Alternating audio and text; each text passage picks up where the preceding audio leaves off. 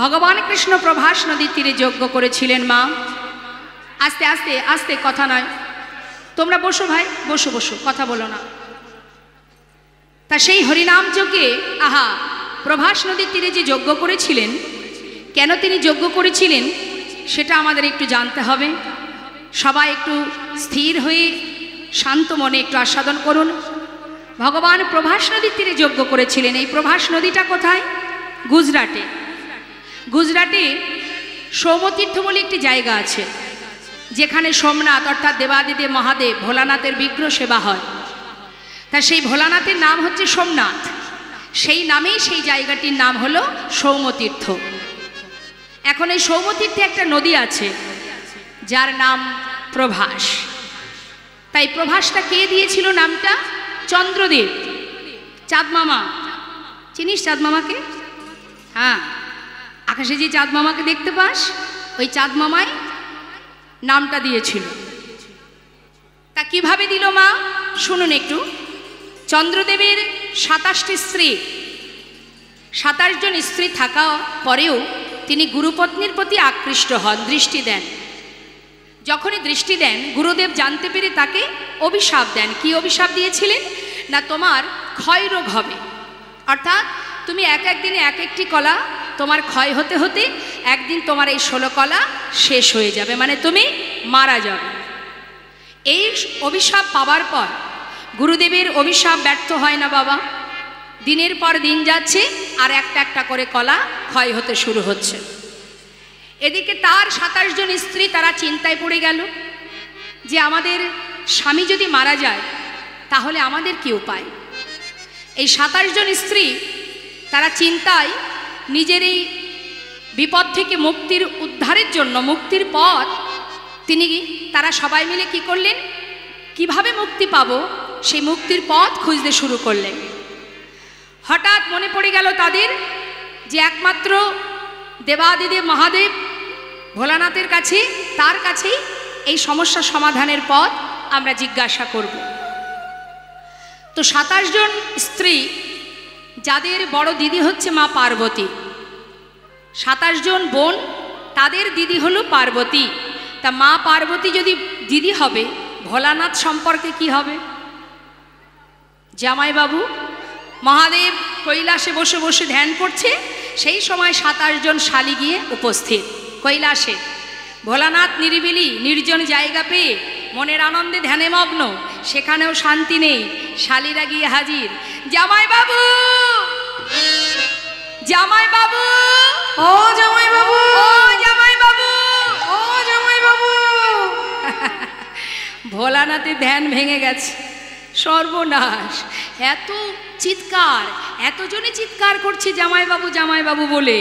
এত শালি আছে আমার, জানতাম না তো। হ্যাঁ, ভেবেছিলাম নির্জন জায়গা কৈলাস, এই পর্বতের মাথায় বসে ধ্যানে মগ্ন, এখানে বোধহয় কেউ আমাকে জ্বালাতন করবে না। এখানেও শান্তি নেই। হ্যাঁ, নিশ্চয়ই কোনো বিপদে পড়েছে শালি। হ্যাঁ, তা কি হয়েছে? দল বেঁধে সবাই এসে করজোড়ে বলে উঠলেন বিপদে পড়েছে। ভোলানাথ বললেন, সে তো দেখেই বুঝতে পারছি। তা কি বিপদ?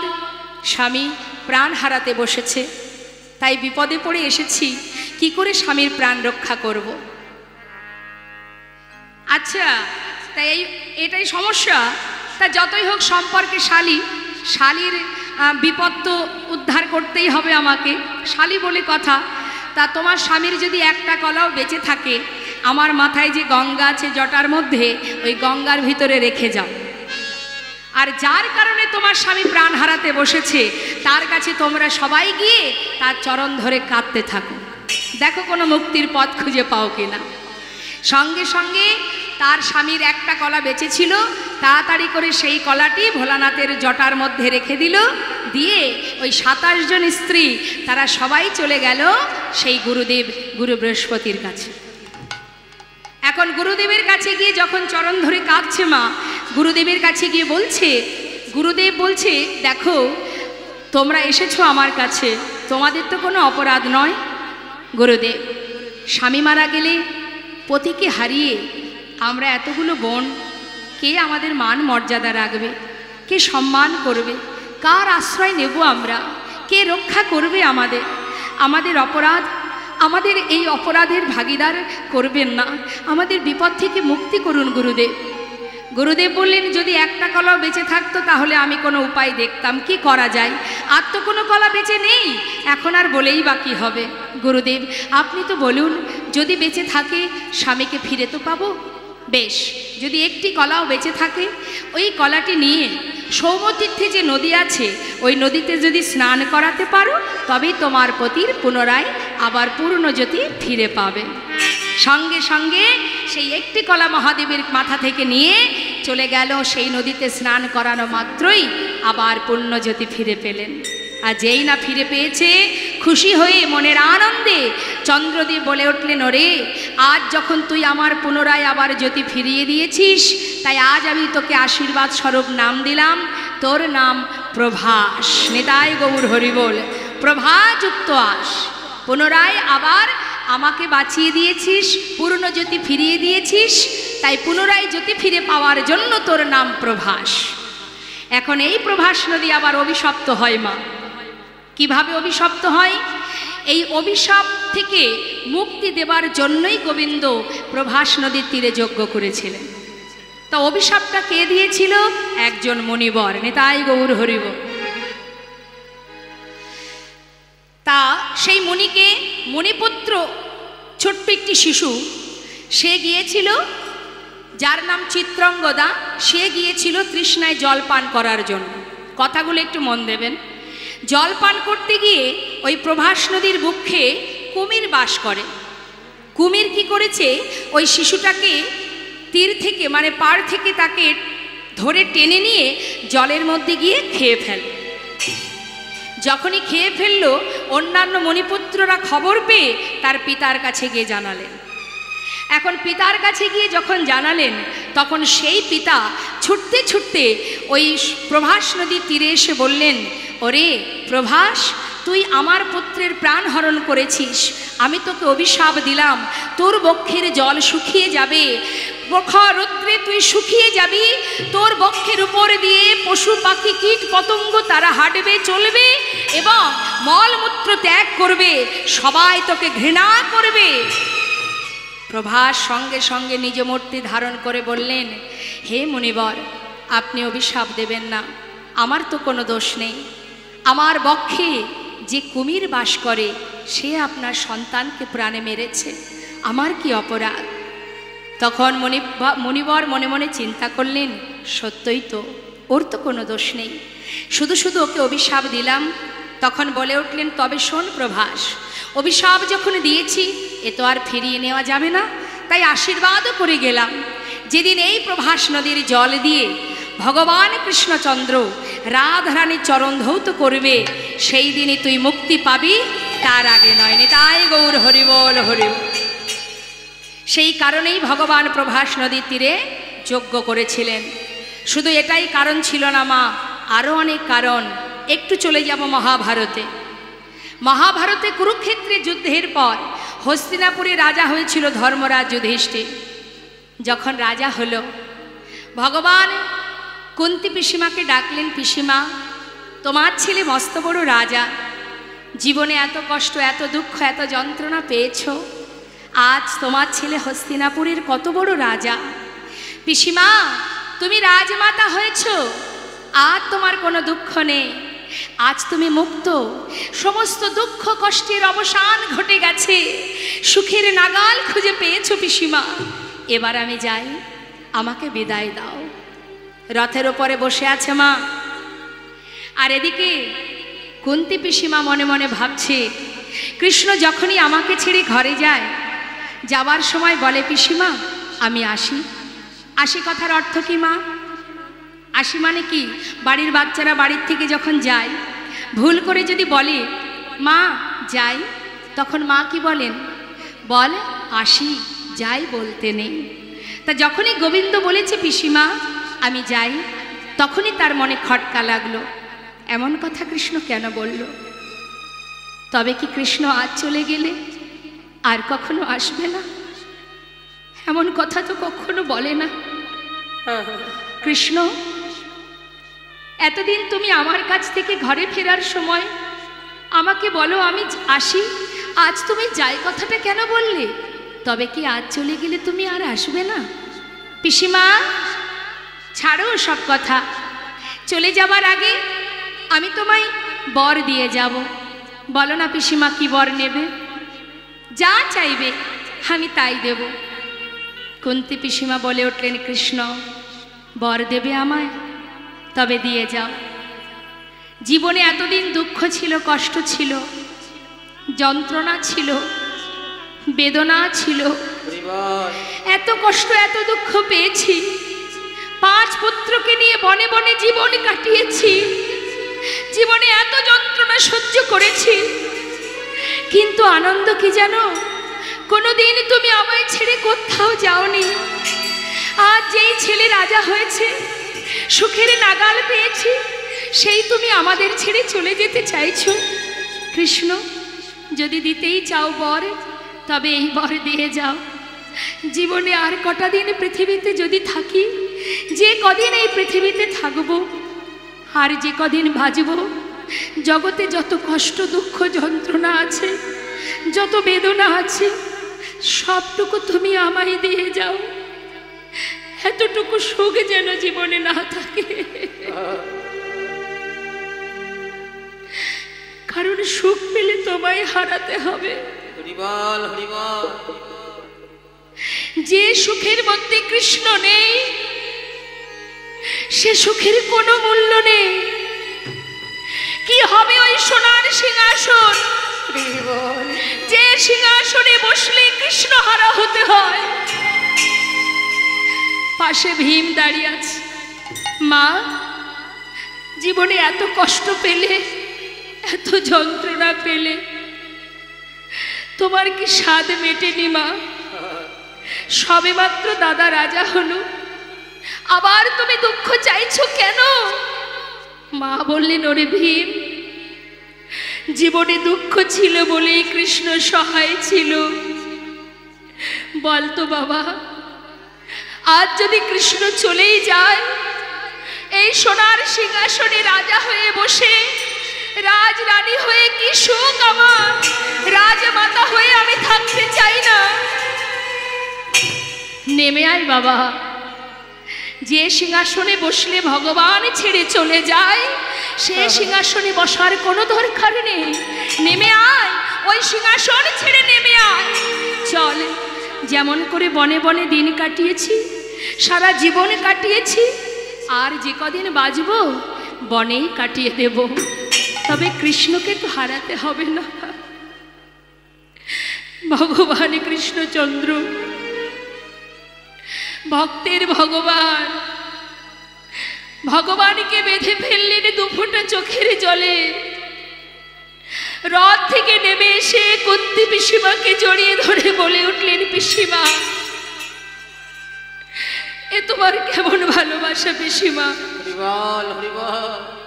সারা জীবন কষ্ট পেয়েও বাকি দিন কটাও কষ্ট পেতে চাও। এ জগতে সবাই সুখ চায়, তুমি কেন দুঃখ চাইছো পিসিমা? কৃষ্ণ, সুখ পেলে যে কৃষ্ণ পাওয়া যায় না, সুখে থাকলে যে কৃষ্ণ হারা হয়ে যেতে হয়। তাই কৃষ্ণকে পেতে গেলে জীবনে যেটাই আসুক না কেন, সেটাই আমার জীবনের আনন্দ, সেটাই সুখ। আর আমি কিচ্ছু চাই না।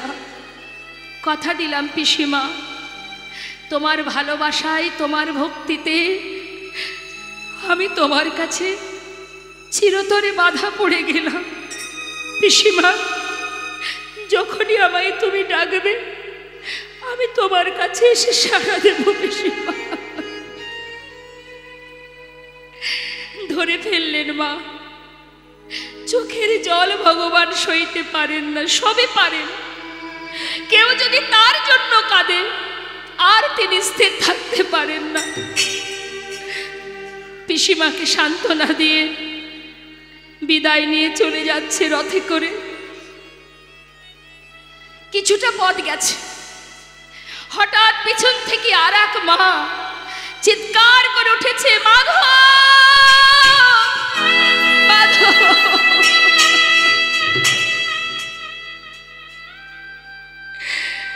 একটু দাঁড়াও মাধব, একটু দাঁড়াও। হরিবল হরিবল। একবার আমার দিকে চেয়ে দেখো, আমি কে? চিনতে পারছো আমায়? আমি সেই মা, এক নয় দুই নয়, শত সন্তান হারা জননী আমি। চিনতে পারছো? পারছো চিনতে আমাকে? সেই অভাগিনী মা আমি। সবাইকে হারিয়েছি, বংশে বাতি দেওয়ার মতো একটি প্রদীপ আর বেঁচে নেই। এত সন্তান হারিয়েছি আমি একমাত্র তোমার জন্য। তোমার জন্য আমি সন্তান হারা হয়েছি। তুমি যদি না চাইতে কোনোদিন এই যুদ্ধ হতো না। আমি সন্তান হারা অভাগিনী হতাম না।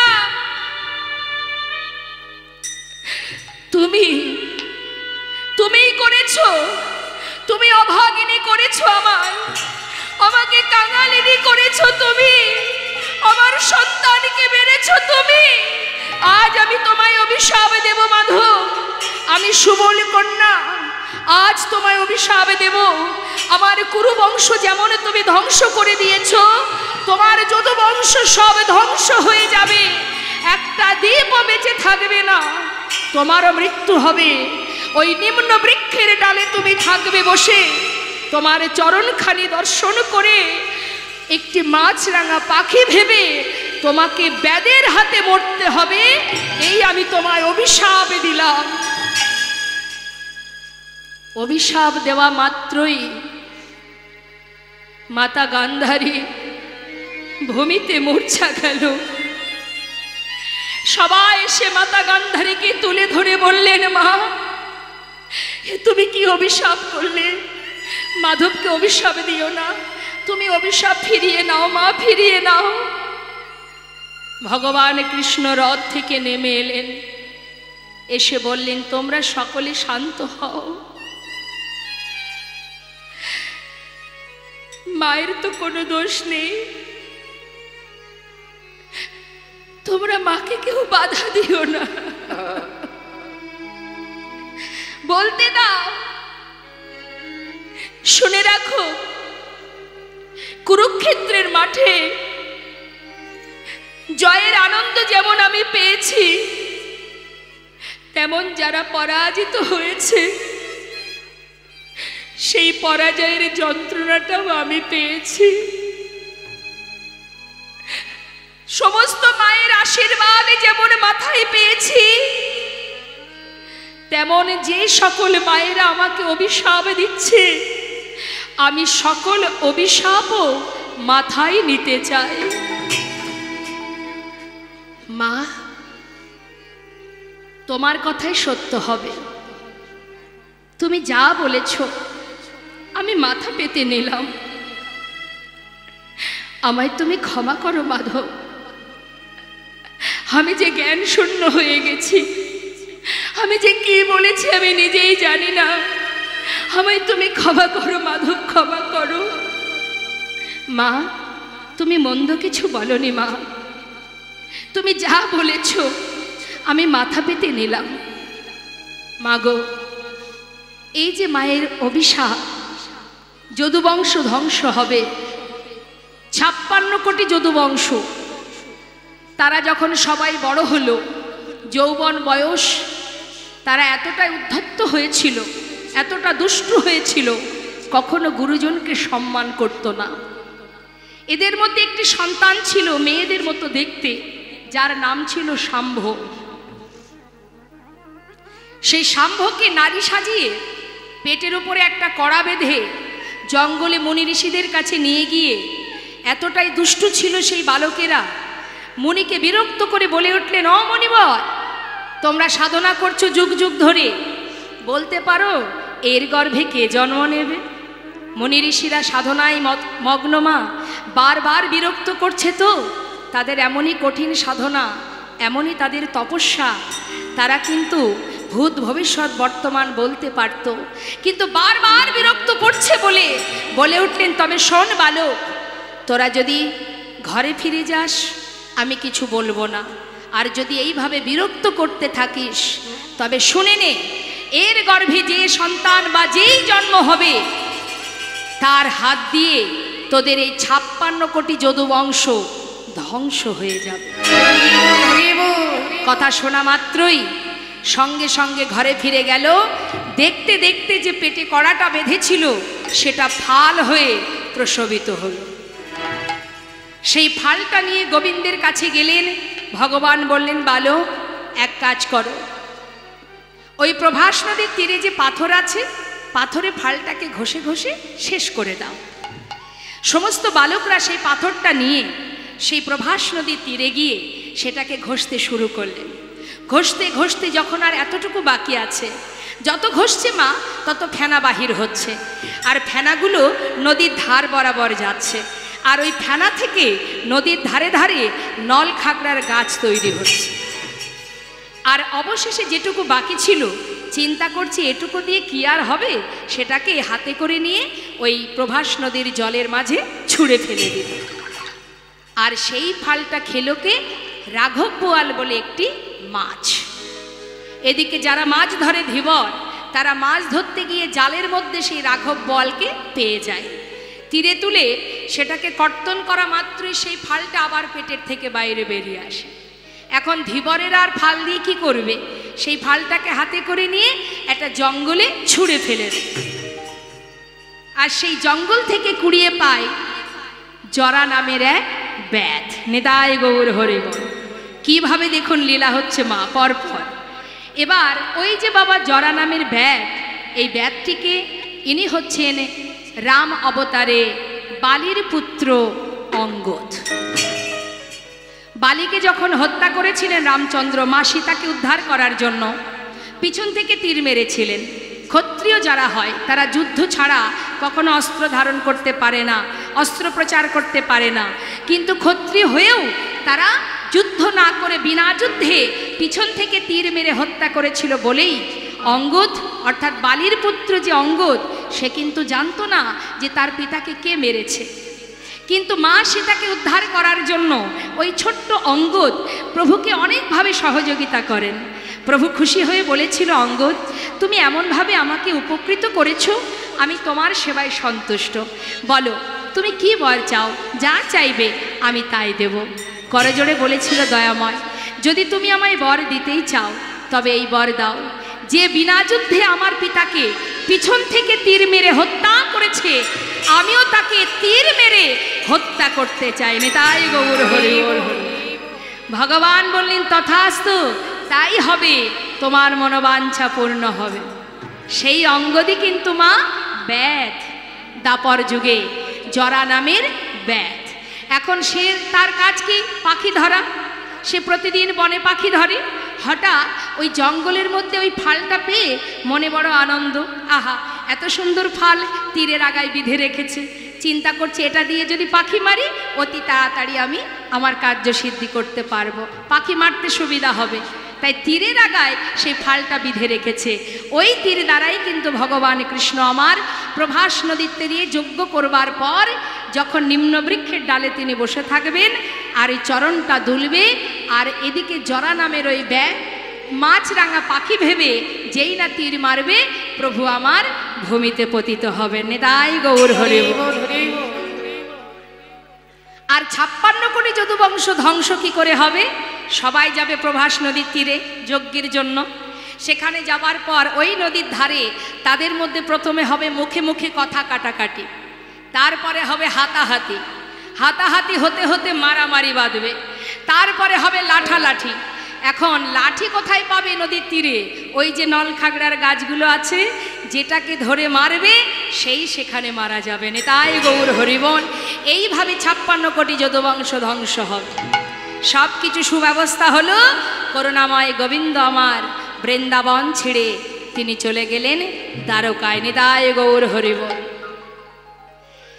গুরুর কাছ থেকে, গুরু সন্দীপ মুনির আশ্রম থেকে তিনি রাজনীতি শিক্ষা লাভ করে তিনি বৃন্দাবন ছেড়ে চলে গেলেন দ্বারকায়। দ্বারকায় গিয়ে রাজা হয়ে আছে।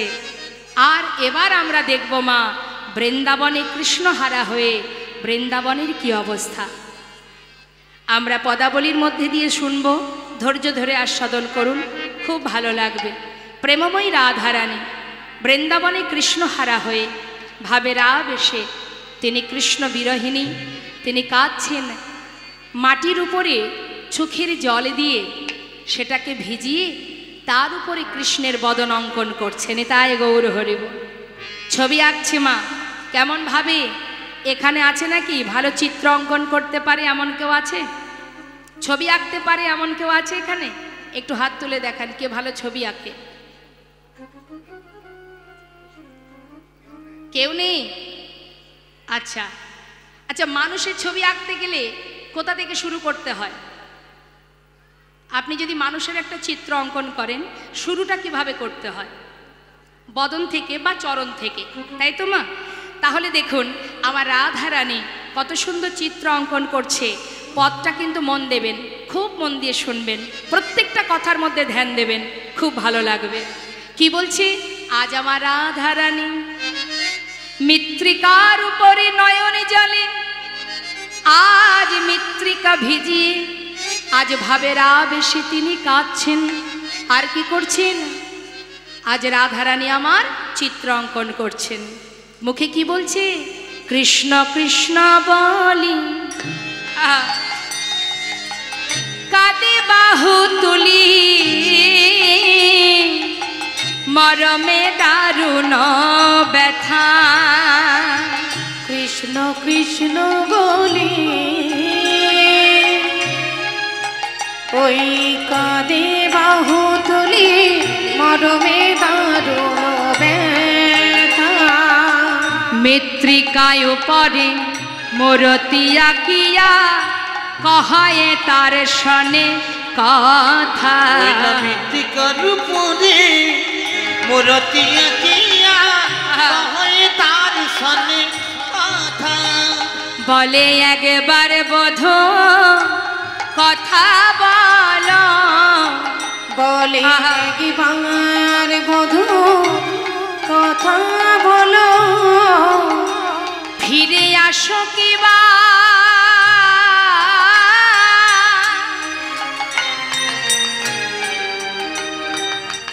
নাইবা আসো। একবার বধূ কথা বলো, ফিরে আসো কিবা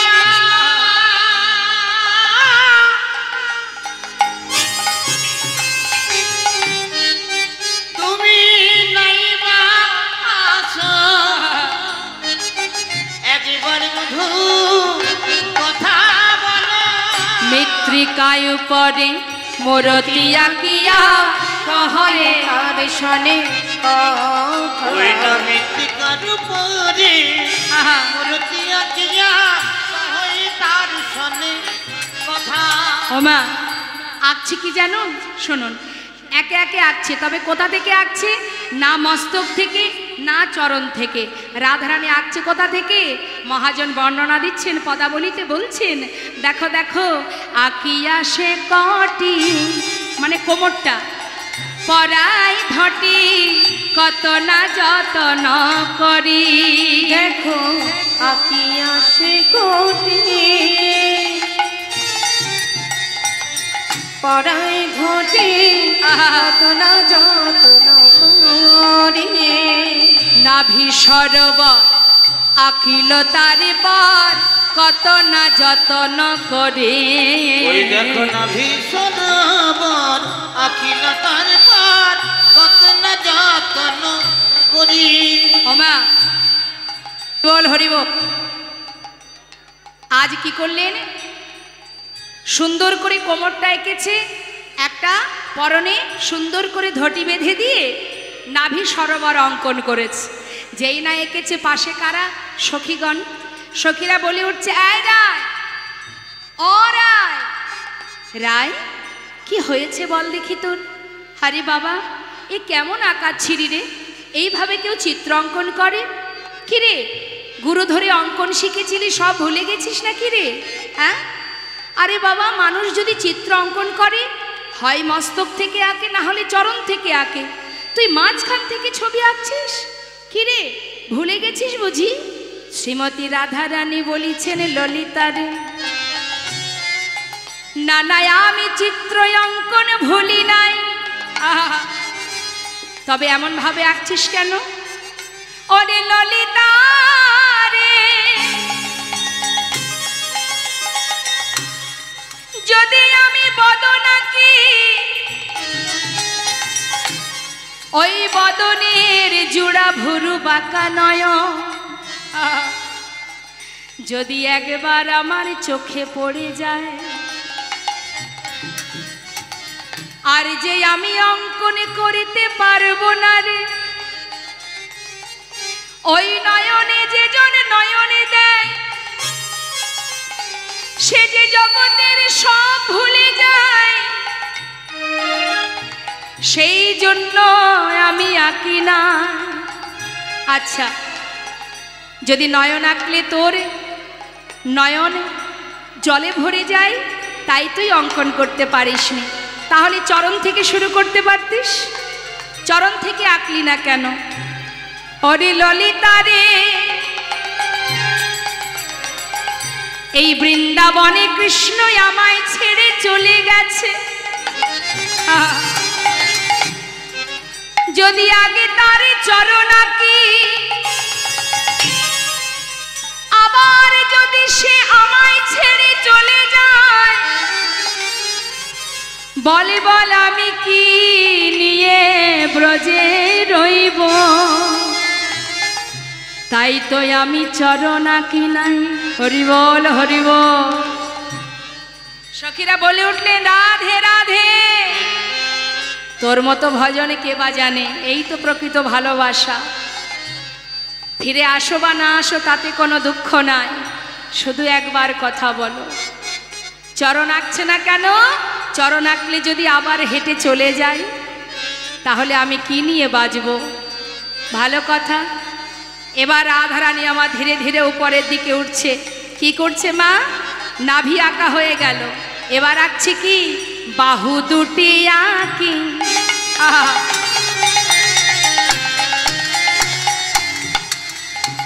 ছলো ছলো আঁখি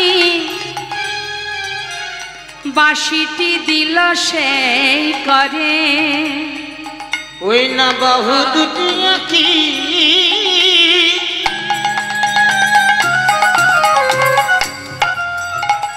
চলো চলো আঁখি। হরি বল, হরি বল। ওই বাঁশিটি দিল সেই করে।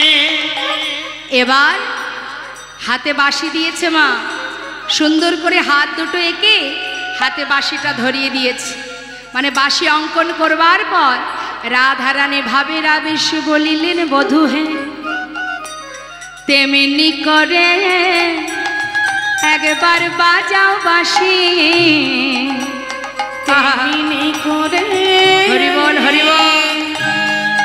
একবার বাজাও বাঁশি, যে বাঁশি সুরে আমি আমি পাগলিনী,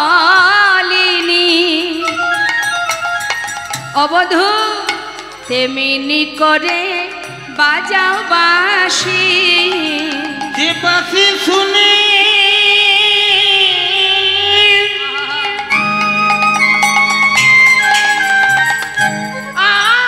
আমি পাগলিনী, তেমনি করে একবার বাজাও শুনি। হাত আঁকা হলো, বাঁশি আঁকা হলো, রইল বাকি বদনটা। মহাজন বলছে, দেখো কণ্ঠ কুম্ভ কিবা। আমার গলাটা আঁকছে, অনুপম সভা অগয়া কিল পরে পরে কণ্ঠ কুম্ভ কিবা অনুপম শোভা ছিল তার পরে পরে। গলা পর্যন্ত আঁকা হয়ে গেছে, বাকি আছে শ্রীবদনটা। রাধারানী দেরি না করে এবার সুন্দর করে বদন অঙ্কন করে সেই বদনের ওপরে নিজের বদনটা রেখেছে। মাটির উপরে বদন এঁকেছে মা, তার উপরে নিজের বদন রেখেছে।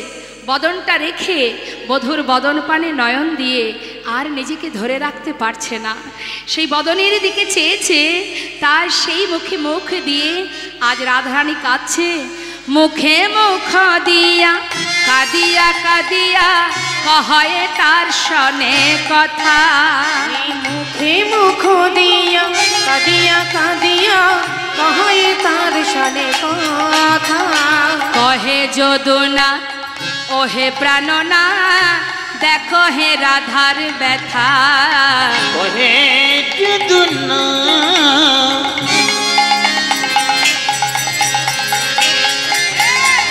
ওহে প্রাণনা রাধার ব্যথা। তুমি একবার এসে দেখে যাও গো, তুমি একবার এসে দেখে যাও গো আমার রাধারানী।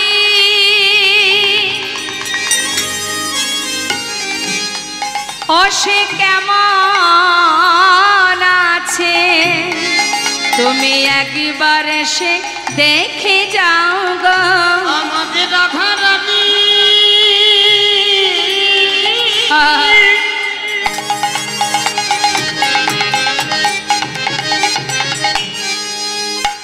সে কেমন আছে,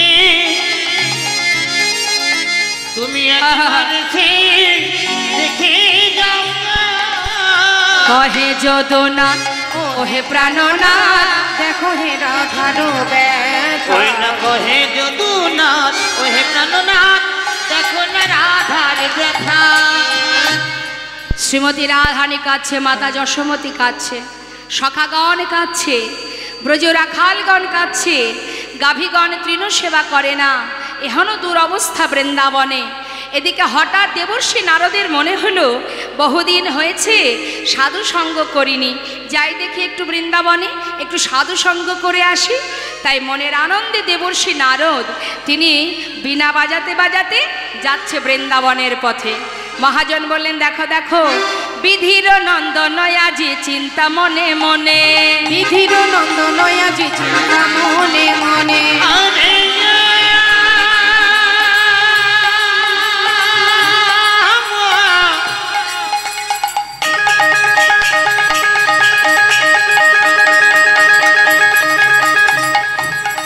চলে যা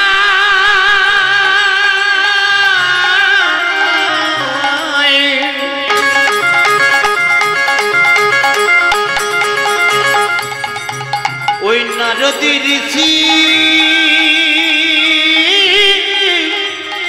বৃন্দাবনে পথে পথে।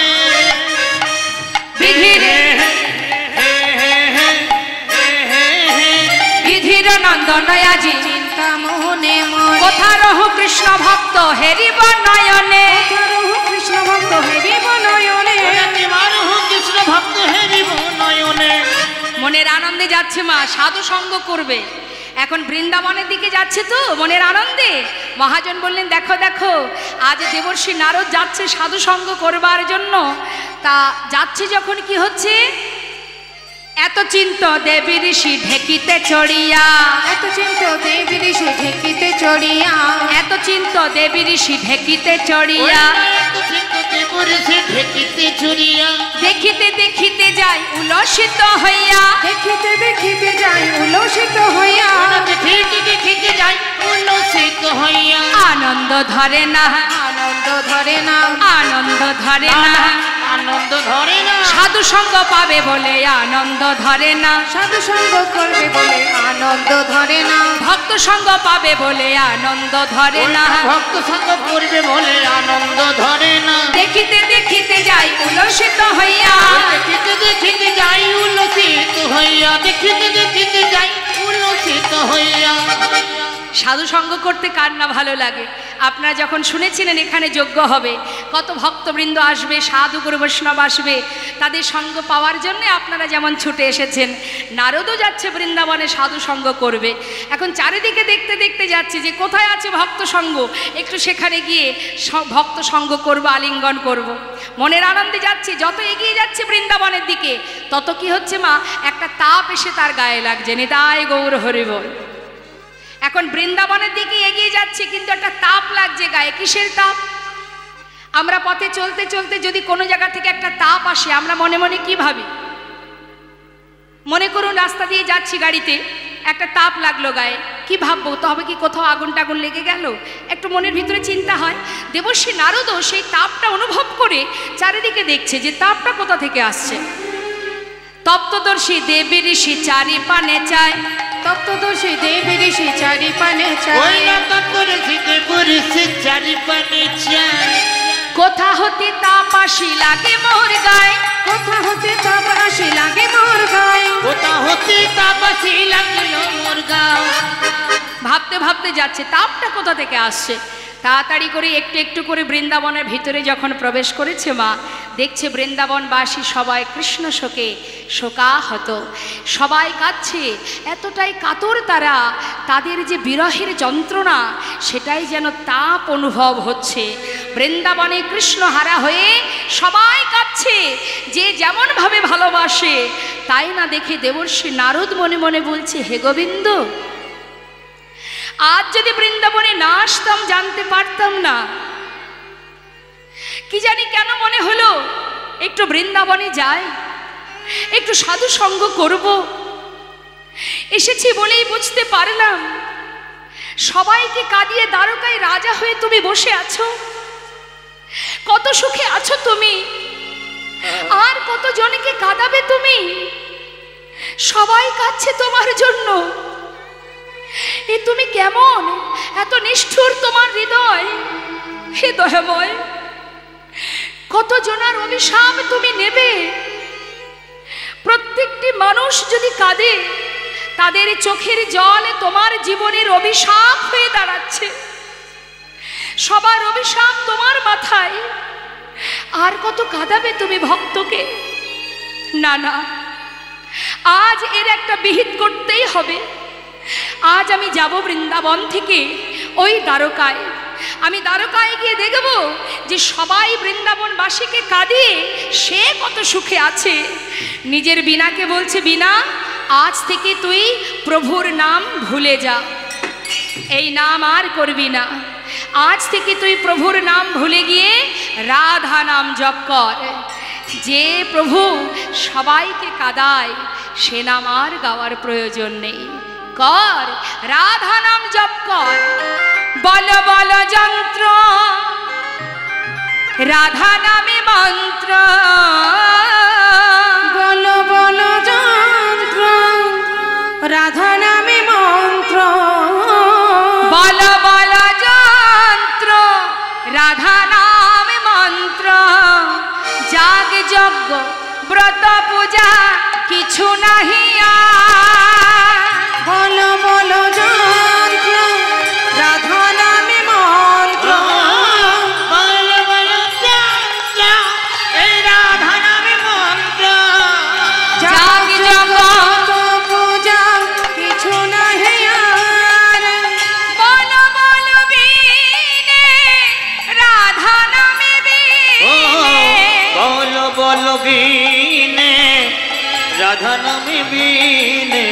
বল বল বীণে, রাধা নামে বীণে। বল বল বীণে, রাধা নামে বীণে। এ ত্রিভুবনে কিছু নাহি আর। বল বল যন্ত্র, রাধা নামে মন্ত্র। বল বল যন্ত্র,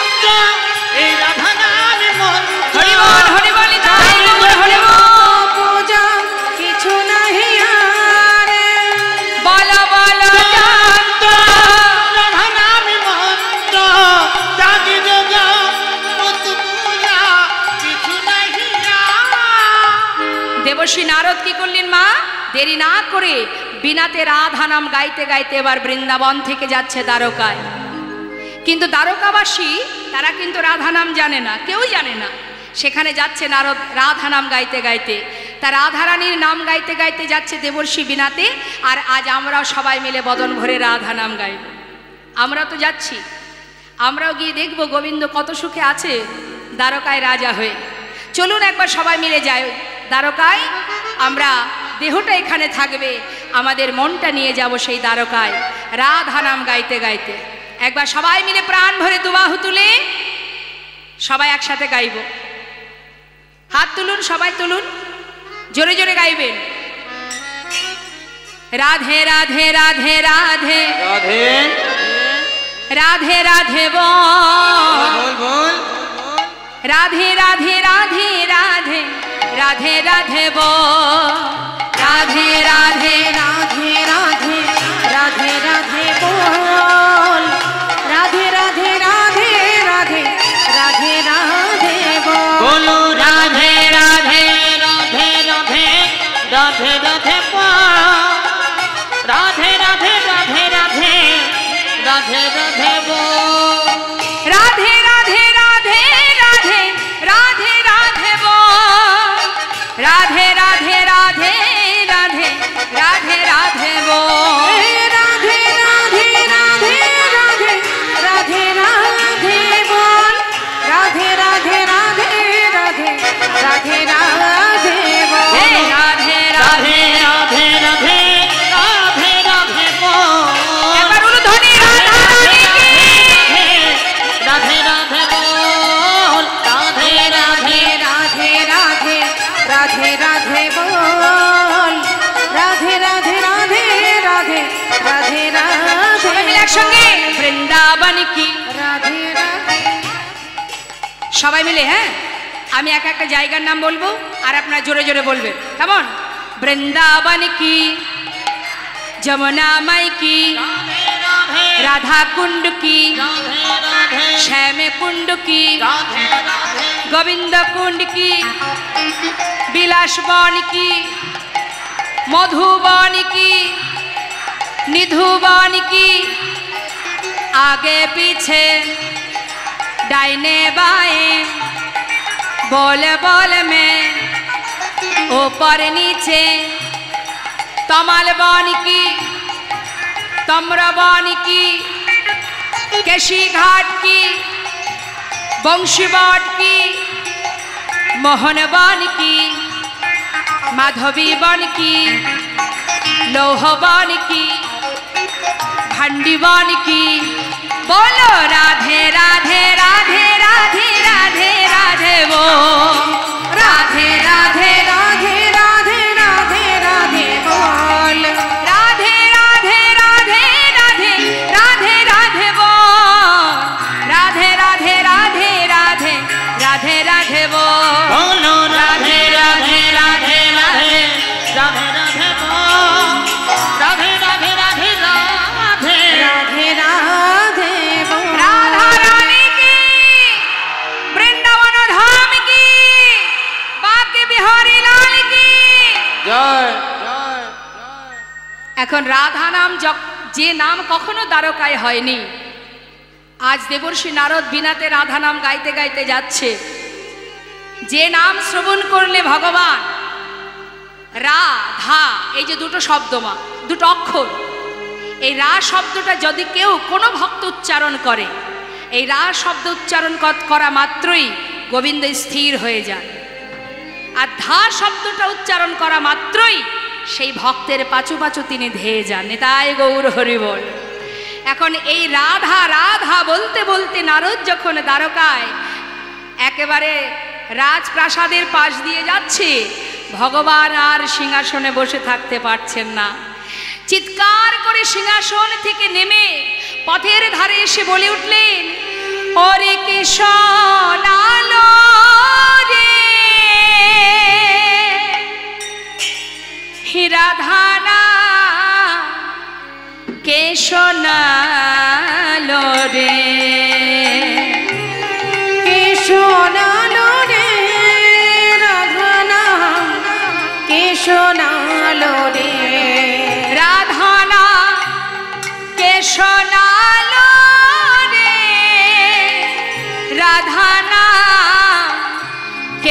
শোনালো রে। রাধা নাম কে শোনালো রে, রাধা নাম কে শোনালো রে।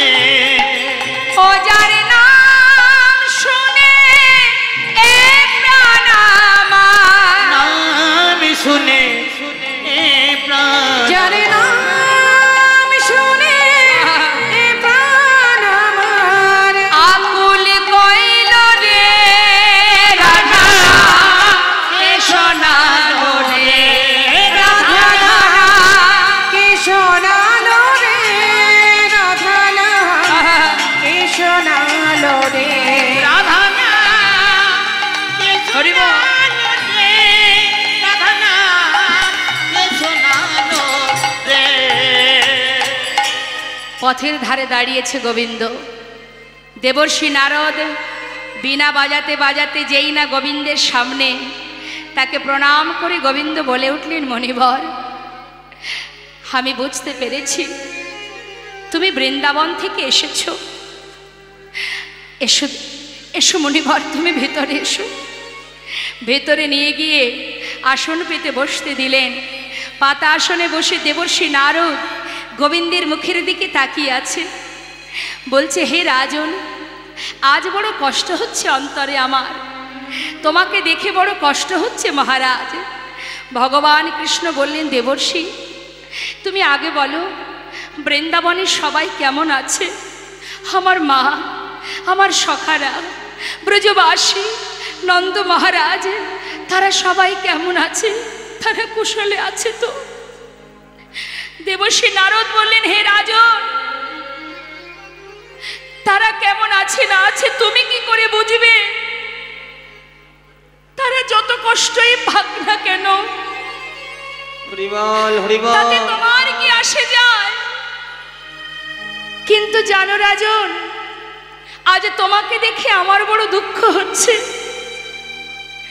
সমস্ত জগৎবাসী, বৃন্দাবনবাসী সবাইকে তুমি কাঁদিয়ে যে মহাসুখে বিরাজ করছো, তুমি কি জানো তোমার কত অপরাধ হচ্ছে? অপরাধ? হ্যাঁ, মনে পড়ে সেই পুরাবের কথা, কুরুক্ষেত্রের কথা, মাতা গান্ধারীর কথা, যে অভিশাপ করেছিল তোমায়। সবাইকে কাঁদিয়েছো তুমি, আজ বৃন্দাবনবাসী তোমার জন্য কাঁদছে। আর কত, আর কত, আর কত কাঁদাবে তুমি? তাদের চোখের জল তোমার জীবনের অভিশাপ। অভিশাপ খণ্ডন করো রাজন, খণ্ডন করো।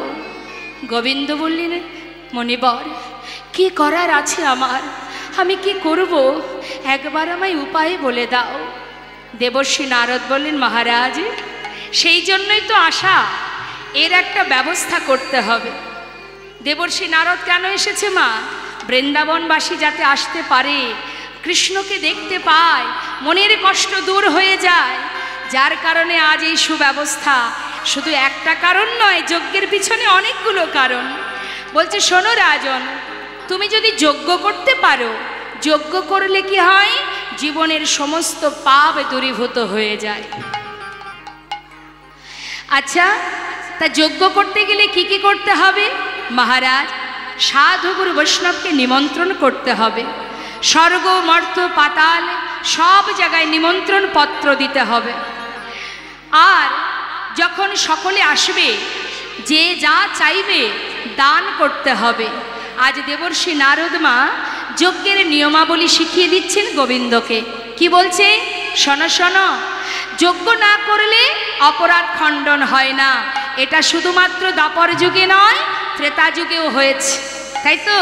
ত্রেতায় রামে রাজা ছিল, অশ্বমের যজ্ঞ কইল। ত্রেতায় রামে রাজা ছিল, অশ্বমের যজ্ঞ দেখো না ত্রেতায় রাম, ওই ত্রেতায় রাম রাজা ছিল, অশ্বমেধ যজ্ঞ কইল। দানব্রত যজ্ঞ হবে এবে, মহারাজ দানব্রত যজ্ঞ হবে এবে। দানব্রত যজ্ঞ হবে এবে। ও মহারাজ, এই যজ্ঞের নাম হবে দানব্রত যজ্ঞ। দানব্রত যজ্ঞ মানে দান করতে হবে। দান করতে হবে কিভাবে? শোনো, সব জায়গায় নিমন্ত্রণ করতে হবে। মহারাজ মন দিয়ে শুনে নাও, সব আমি বলে দিচ্ছি। কি? যে জন যা চাইবে হাসি মুখে দিতে হবে, যে জন যা চাইবে হাসি মুখে দিতে হবে, দান করিবে হাসি মুখে। মহারাজ দান করিবে হাসি মুখে, মহারাজ দান করিবে হাসি মুখে। শুধু তাই নয়, দান দিতে দিতে যখন তোমার সব ফুরিয়ে যাবে, মনে করো তোমার আর কিছু নেই, অনেক সময় দান করবার পর কি হয়? অহংকার জন্মায়। কেউ যদি একটু দান ধ্যান করে দেখবেন তার ভিতরে অহংকার জন্মে যায়। আমি এই দিয়েছি, ওই দিয়েছি, তাই দিয়েছি, সবাই আমাকে সম্মান করুক, সবাই আমার নাম ঘোষণা করুক, সবাই আমাকে মাথায় করে রাখুক। এরকম কিছু কিছু মানুষের মানসিকতা আছে, একটু কিছু বেশি বেশি দান করলেই তার ভিতরে অহংকার জন্মে যায়, একেবারে বুক ফুলিয়ে হেঁটে বেড়ায়। দেখবেন আছে অনেকে এমন গর্ব করে যাবে, আমি 5000 বস্ত্র দান করেছি, 500 কম্বল দান করেছি, আমি 2000 বৈষ্ণবের অন্ন দান করেছি। এগুলো গর্বের কথা, অহংকারের কথা।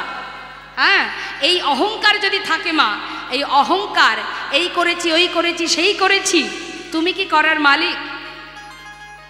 তুমি পেয়েছো, কোথা থেকে পেয়েছো? ভগবানের সৃষ্টি এই পৃথিবী, এই মর্তে তুমি মনুষ্যকুলে জন্ম পেয়েছো, তোমার সুকৃতির ফলে তুমি পেয়েছো, কিন্তু তুমি মালিক নও। তুমি সুকর্ম করেছো, তোমার কর্ম ভালো ছিল, তাই তুমি গোবিন্দের কৃপায় পেয়েছো। আবার যদি তোমার ভিতরে অহংকার এসে যায়, যদি তুমি ভাবো এটা আমি করেছি, তাহলে ভগবানের কেড়ে নিতে 1 সেকেন্ডও সময় লাগে। তুমি দেখাশোনা করছো, দেখভাল করছো, তুমি সব কিছু দেখছো, তুমি ম্যানেজারি করছো, দেখাশোনার মালিক তুমি, তুমি কিন্তু সেই সম্পদের মালিক নও। তাই তিনি যেমন দিতেও জানেন, আবার কেড়েও নিতে জানেন। আমরা অনেক সময় গর্ব করে বলি না, আমার 10টা বাড়ি আছে, অনেক জায়গায় বলে, আমরা যদি যাই বাবা অনেকে বলে এটা আমার বাড়ি, ওটাও আমার বাড়ি, আবার শহরে একটা ফ্ল্যাট আছে, বিদেশে একটা বাড়ি আছে, ইত্যাদি ইত্যাদি ইত্যাদি ইত্যাদি, আমার এই আছে, আমার ওই আছে, এই জিনিস আমার, ও জিনিস আমার, আমরা অনেকে বলি। আচ্ছা মনে করুন আপনার 10টা বাড়ি আছে, 10টা বাড়িতেই কি আপনি একই সঙ্গে থাকতে পারেন? পারেন না তো।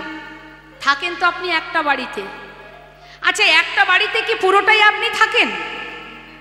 দেখবেন আমরা গেলে অনেকে বলে এটা আমার বড় ছেলের ঘর, এটা আমার মেজ ছেলের ঘর, এটা আমার শ্বশুর শাশুড়ি থাকে, এটা রান্নাঘর, এটা ঠাকুর ঘর, ইত্যাদি ইত্যাদি। তার মানে আপনি থাকেন কোথায়? একটা ওই 15x20 ফুট একটা ছোট্ট ঘরের মধ্যে। বড় করেই বললাম 15x20 হোক। আচ্ছা মা 15x20-র মধ্যে কি আপনি সারাদিন থাকেন? থাকেন কোথায়?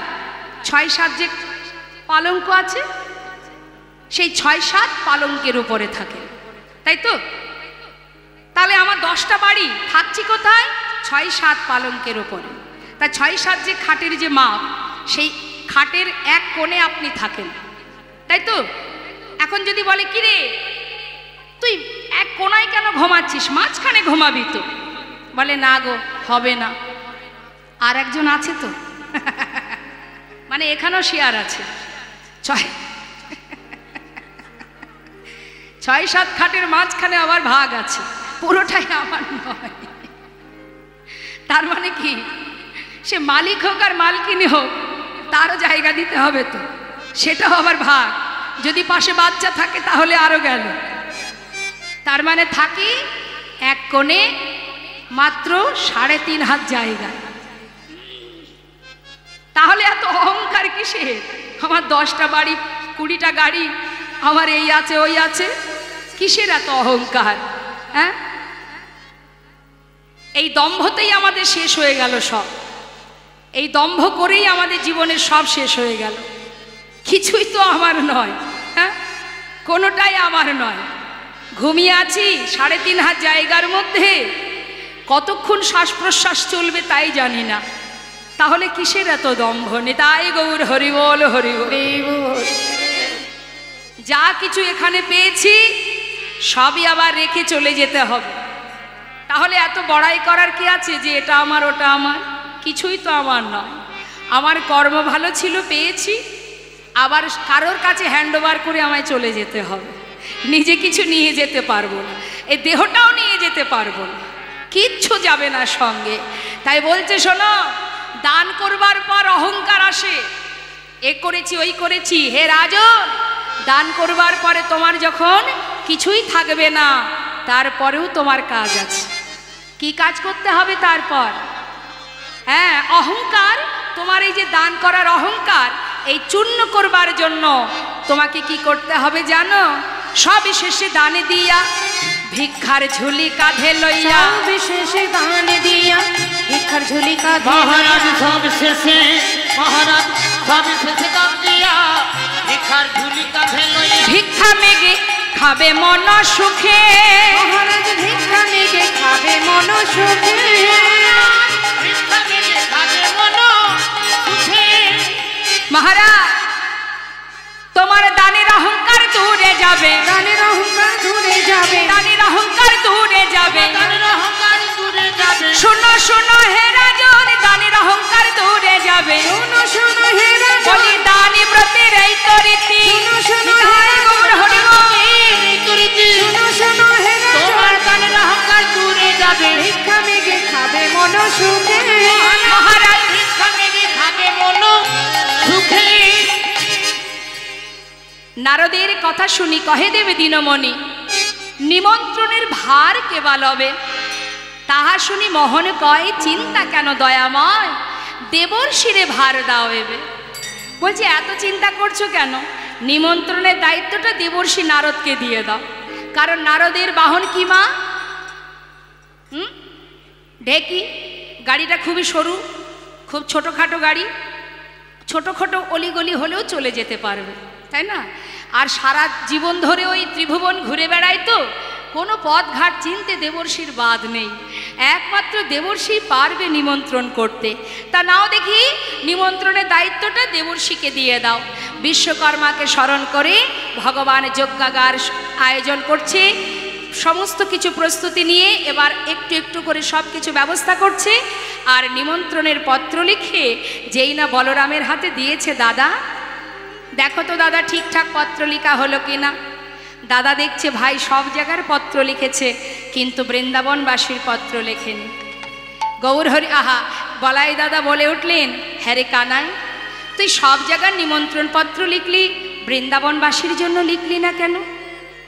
বুঝেছি, তারা তোকে বেশি ভালোবাসে, তো সেই কারণে তাদের এত আঘাত দিয়েও তোর স্বাদ মেটেনি।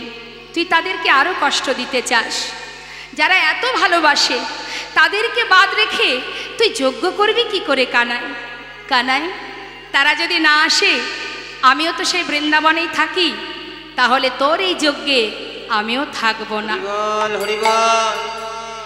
গোবিন্দ বললেন, দাদা আমি জানি তুমি এমন কথা বলবে, কিন্তু দাদা যাদেরকে নিমন্ত্রণ করা হয় তারা দূরের মানুষ, ঘরের মানুষকে নিমন্ত্রণ করতে হয় কি মা? কাছের মানুষকে নিমন্ত্রণ করতে হয়। নিমন্ত্রণ করে কাদেরকে? যারা দূরে থাকে, তাই না?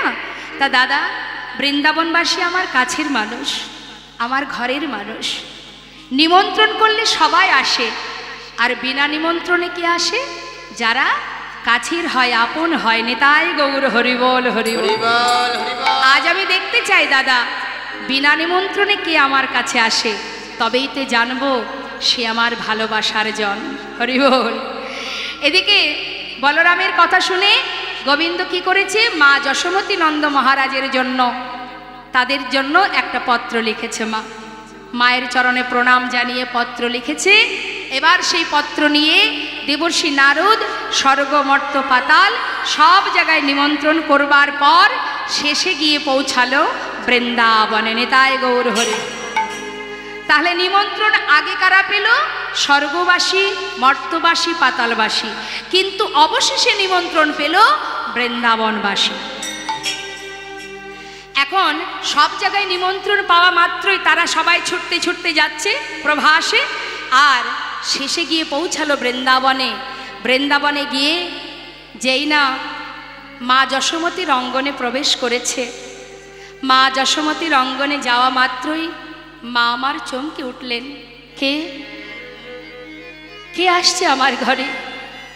চরণের নূপুরের ধ্বনি শোনা যায়। তবে কি আমার গোপাল? ওরে কে তুই?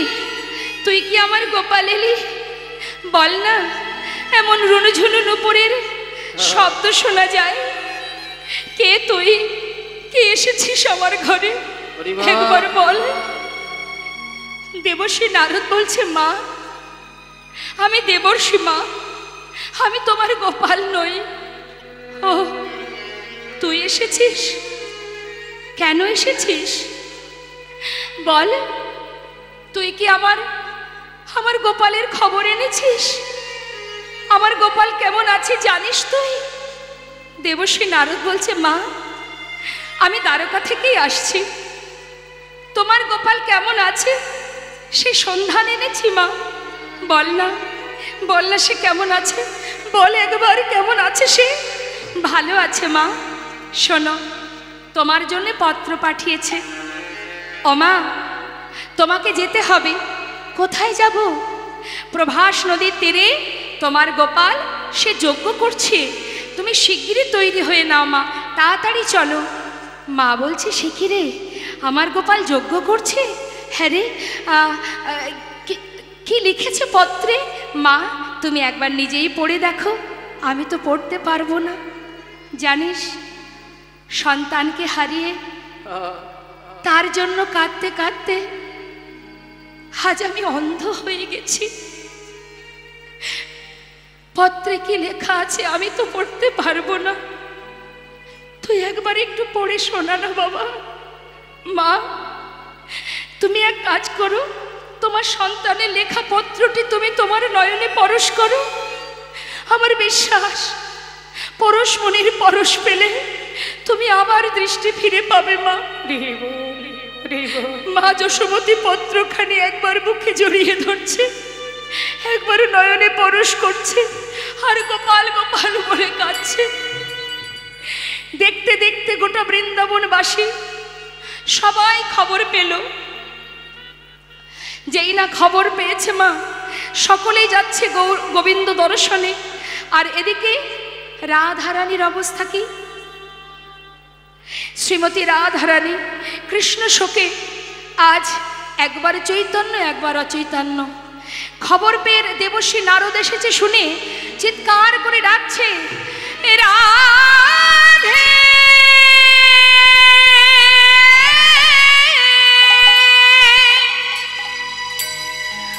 ওহে বৃষভানু রাজনন্দিনী, রাধে রাধে রাধে রাধে রাধে। রাই ওঠ, রাই ওঠ, এমন করে আর মূর্ছা যাস না তুই একবার। ওই দেবর্ষী এসেছে দ্বারকা থেকে। তোর বধূ কেমন আছে? চল ওঠ রাই, একবার ওঠ, চল গিয়ে আমরা শুনে আসি গোবিন্দ কেমন আছে। ওঠ রাই ওঠ। রাধারানীকে সবাই মিলে তুলে ধরে ছুটতে ছুটতে নারদের কাছে গিয়ে বলছে, মণিবর আমার বধূ কেমন আছে? বলো না মণিবর সে কেমন আছে, কুশলে আছে তো? দেবর্ষী নারদ বললেন, শান্ত হও, সে ভালো আছে, অনেক ভালো আছে। তোমাদের কাছে একটা শুভ খবর এনেছি, শোনো। প্রভাসেতে যজ্ঞ করে কৃষ্ণ বলরাম, প্রভাসেতে যজ্ঞ করে কৃষ্ণ বলরাম। ওই প্রভাসেতে যজ্ঞ করে কৃষ্ণ বলরাম। সেই যজ্ঞের সংবাদ দিতে নারদ যে এলাম, যজ্ঞের সংবাদ দিতে নারদ যে আমি সেই যোগে সংবাদ দিতে নারদে গেলাম। যাও যাও প্রভাসের তীরে যাও, যাও যাও প্রভাসের তীরে তোমরা যাও, যাও যাও প্রভাসের তীরে যাও, যাও যাও প্রভাসের তীরে যাও, আর বিলম্ব করো না গো, যাও যাও প্রভাসের তীরে যাও। আর বিলম্ব করো না গো, যাও যাও প্রভাসের তীরে যাও। সেই যোগে সংবাদ দিতে আমি নারদ গেলাম। সেই যোগের সংবাদ দিতে নারদ গেলাম। যেই না রাধারানী শুনেছে প্রভাসের তীরে গোবিন্দ যজ্ঞ করছে, আর রাধারানী নিজে নিজে প্রতিজ্ঞা করলেন, এই বৃন্দাবনে আমি আর থাকবো না, যেখানে আমার প্রাণনাথ নেই, যেখানে আনন্দ নেই, যেখানে লীলা হয় না, যেখানে খেলা হয় না, সেই বৃন্দাবন আমি ত্যাগ করব। মাথায় করে পসরা নিয়ে সখীবেষ্টিত হয়ে শ্রীমতী রাধারানী মনের আনন্দে চিরতরে বিদায় নিচ্ছে। বাবা যখন বাইরে হয়েছে মা, যোগ্য বার্তা পেয়ে যাত্রা করিলেন রায়, আয় বালা গো। যোগ পাতা পে যাত্রা আহা। চলিলেন রায়, আয় বলা গো। সখীগণ সঙ্গে চলে সহিত বরাত, সখীগণ সঙ্গে চলে সহিত বরাত। হ্যাঁ সখীগণ সঙ্গে চলে সহিত বরাত, সখীগণ সঙ্গে চলে সহিত বরা।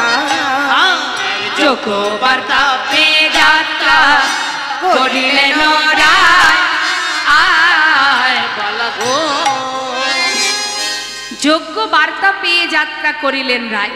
যেই না যাত্রা করেছে, বাইরে পা রেখেছে, কোথায় ছিল মা কালস্য কুটিলা ননদিনী, ছুটে এসে দাঁড়ালেন বইয়ের সম্মুখে। তখন কুটিলা কহে, কুটিলে ওই রাখালেতে মন সপিলে। কুটিলা কহে কুটিলা রাখালেতে মন সপিলে। কুটিলা কহে, কুটিলে ওই রাখালেতে মন সপিলে।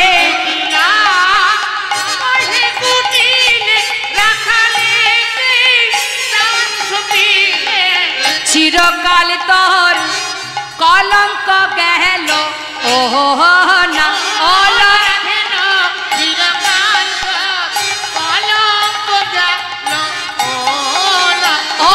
রাধেল চিরকাল তোর, রাধেল অগরাধেল চিরকাল তোর কলঙ্ক গেল না। ছি ছি ছি ছি ছি, কলঙ্কিনী অসতী দ্বিচারিণী, স্বামী ছেড়ে, সংসার ছেড়ে, শ্বশুর শাশুড়ি ননদিনীকে ছেড়ে যাচ্ছিস পরপুরুষের কাছে, লাজের ঘাটে কি মুখ ধসনি রে? হ্যাঁ রে, আয় বউ, অসময়ে যাচ্ছিস কোথায়? আচ্ছা মায়েরাই বলুন দেখি, কুটিলা কি শুধু বৃন্দাবনেই পাওয়া যায়?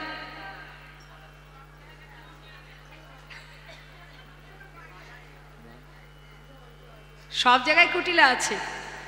কুটিলা যে শুধু বৃন্দাবনেই আছে তা কিন্তু নয়।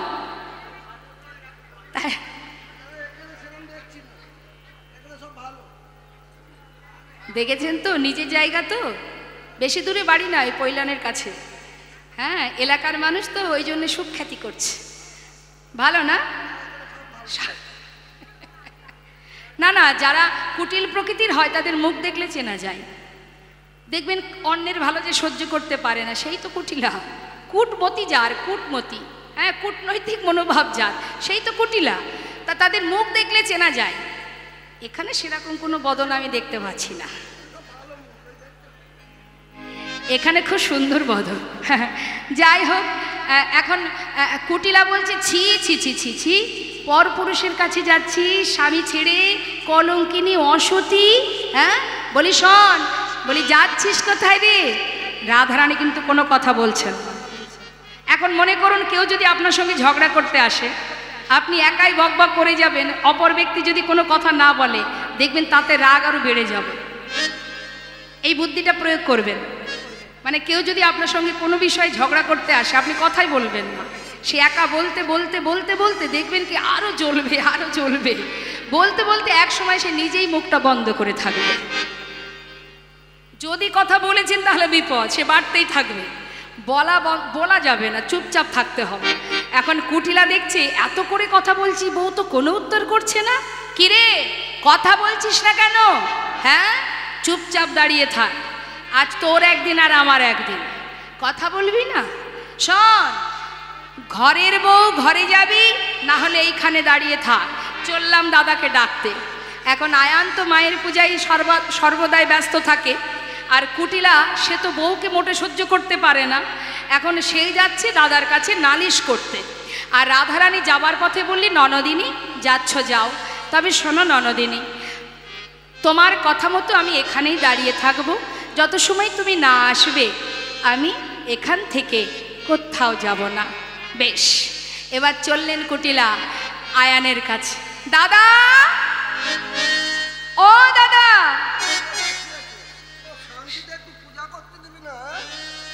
সারাদিন তো পাগলের ন্যায় মায়ের পূজায় ব্যস্ত।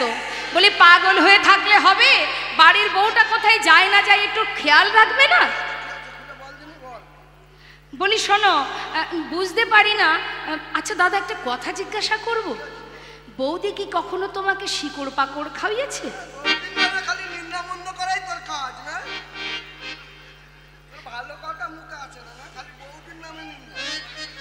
বুঝেছি, নিশ্চয়ই কোনো ওই পাতালতার রস খাইয়েছে।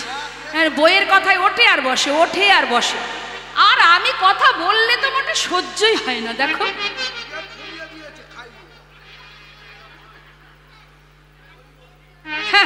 বলি শোনো, আজকে যদি আমার সঙ্গে যাও তো ভালো, না হলে সারা জীবন আবার এই বউহারা হয়ে যেতে হবে। হ্যাঁ, ওই তোমার বউ গো, সে তোমার কুলে কালি দিয়ে ওই যে কেলে ছোড়া ওর কাছে চলে যাচ্ছে। পারবো মানে হাতে নাতে প্রমাণ দেব, পথের ধারে দাঁড় করিয়ে রেখে এসেছি। আয়ান বলছে, তবে দাঁড়া, দেরি কর, প্রতিদিন তুই এসে জ্বালাস, আর ভালো লাগে না। আজকে ওর একদিন আর আমার একদিন, হয় ওকে বলি দিয়ে ঘরে ঢুকবো, আর যদি দেখি কথাটা মিথ্যে তাহলে তোকে আর বাঁচিয়ে রাখবো না, তোকে মেরে তারপরে ঘরে আসবো। আয়ান কি করেছে, রেগে গিয়ে এবার মায়ের হাত থেকে ওষিটা নিয়েছে।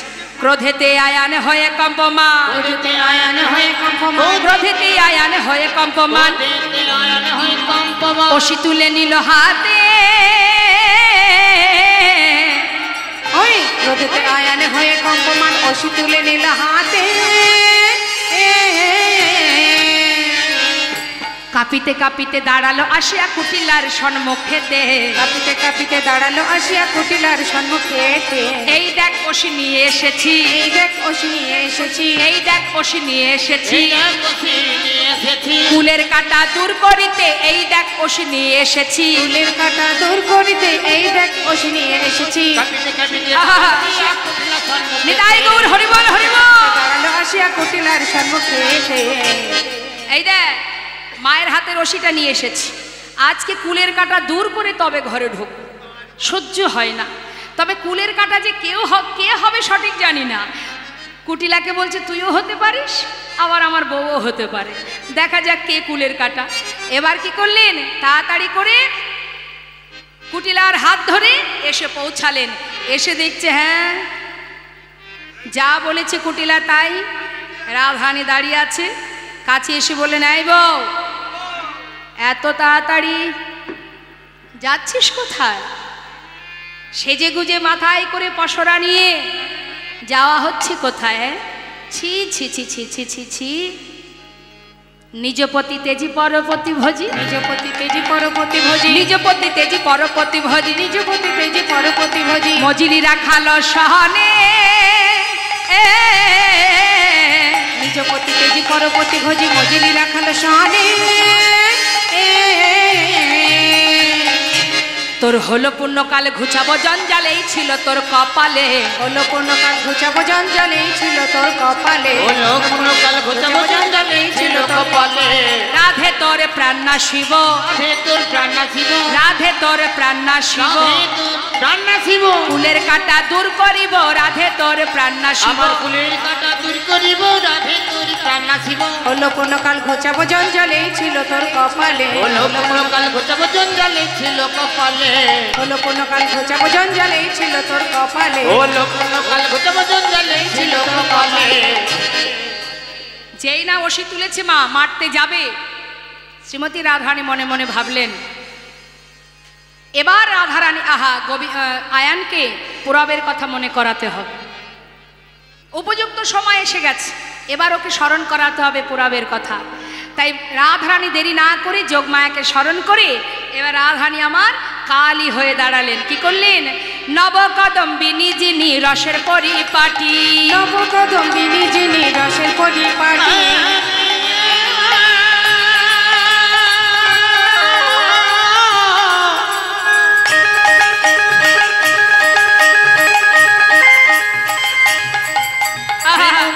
রাধারানী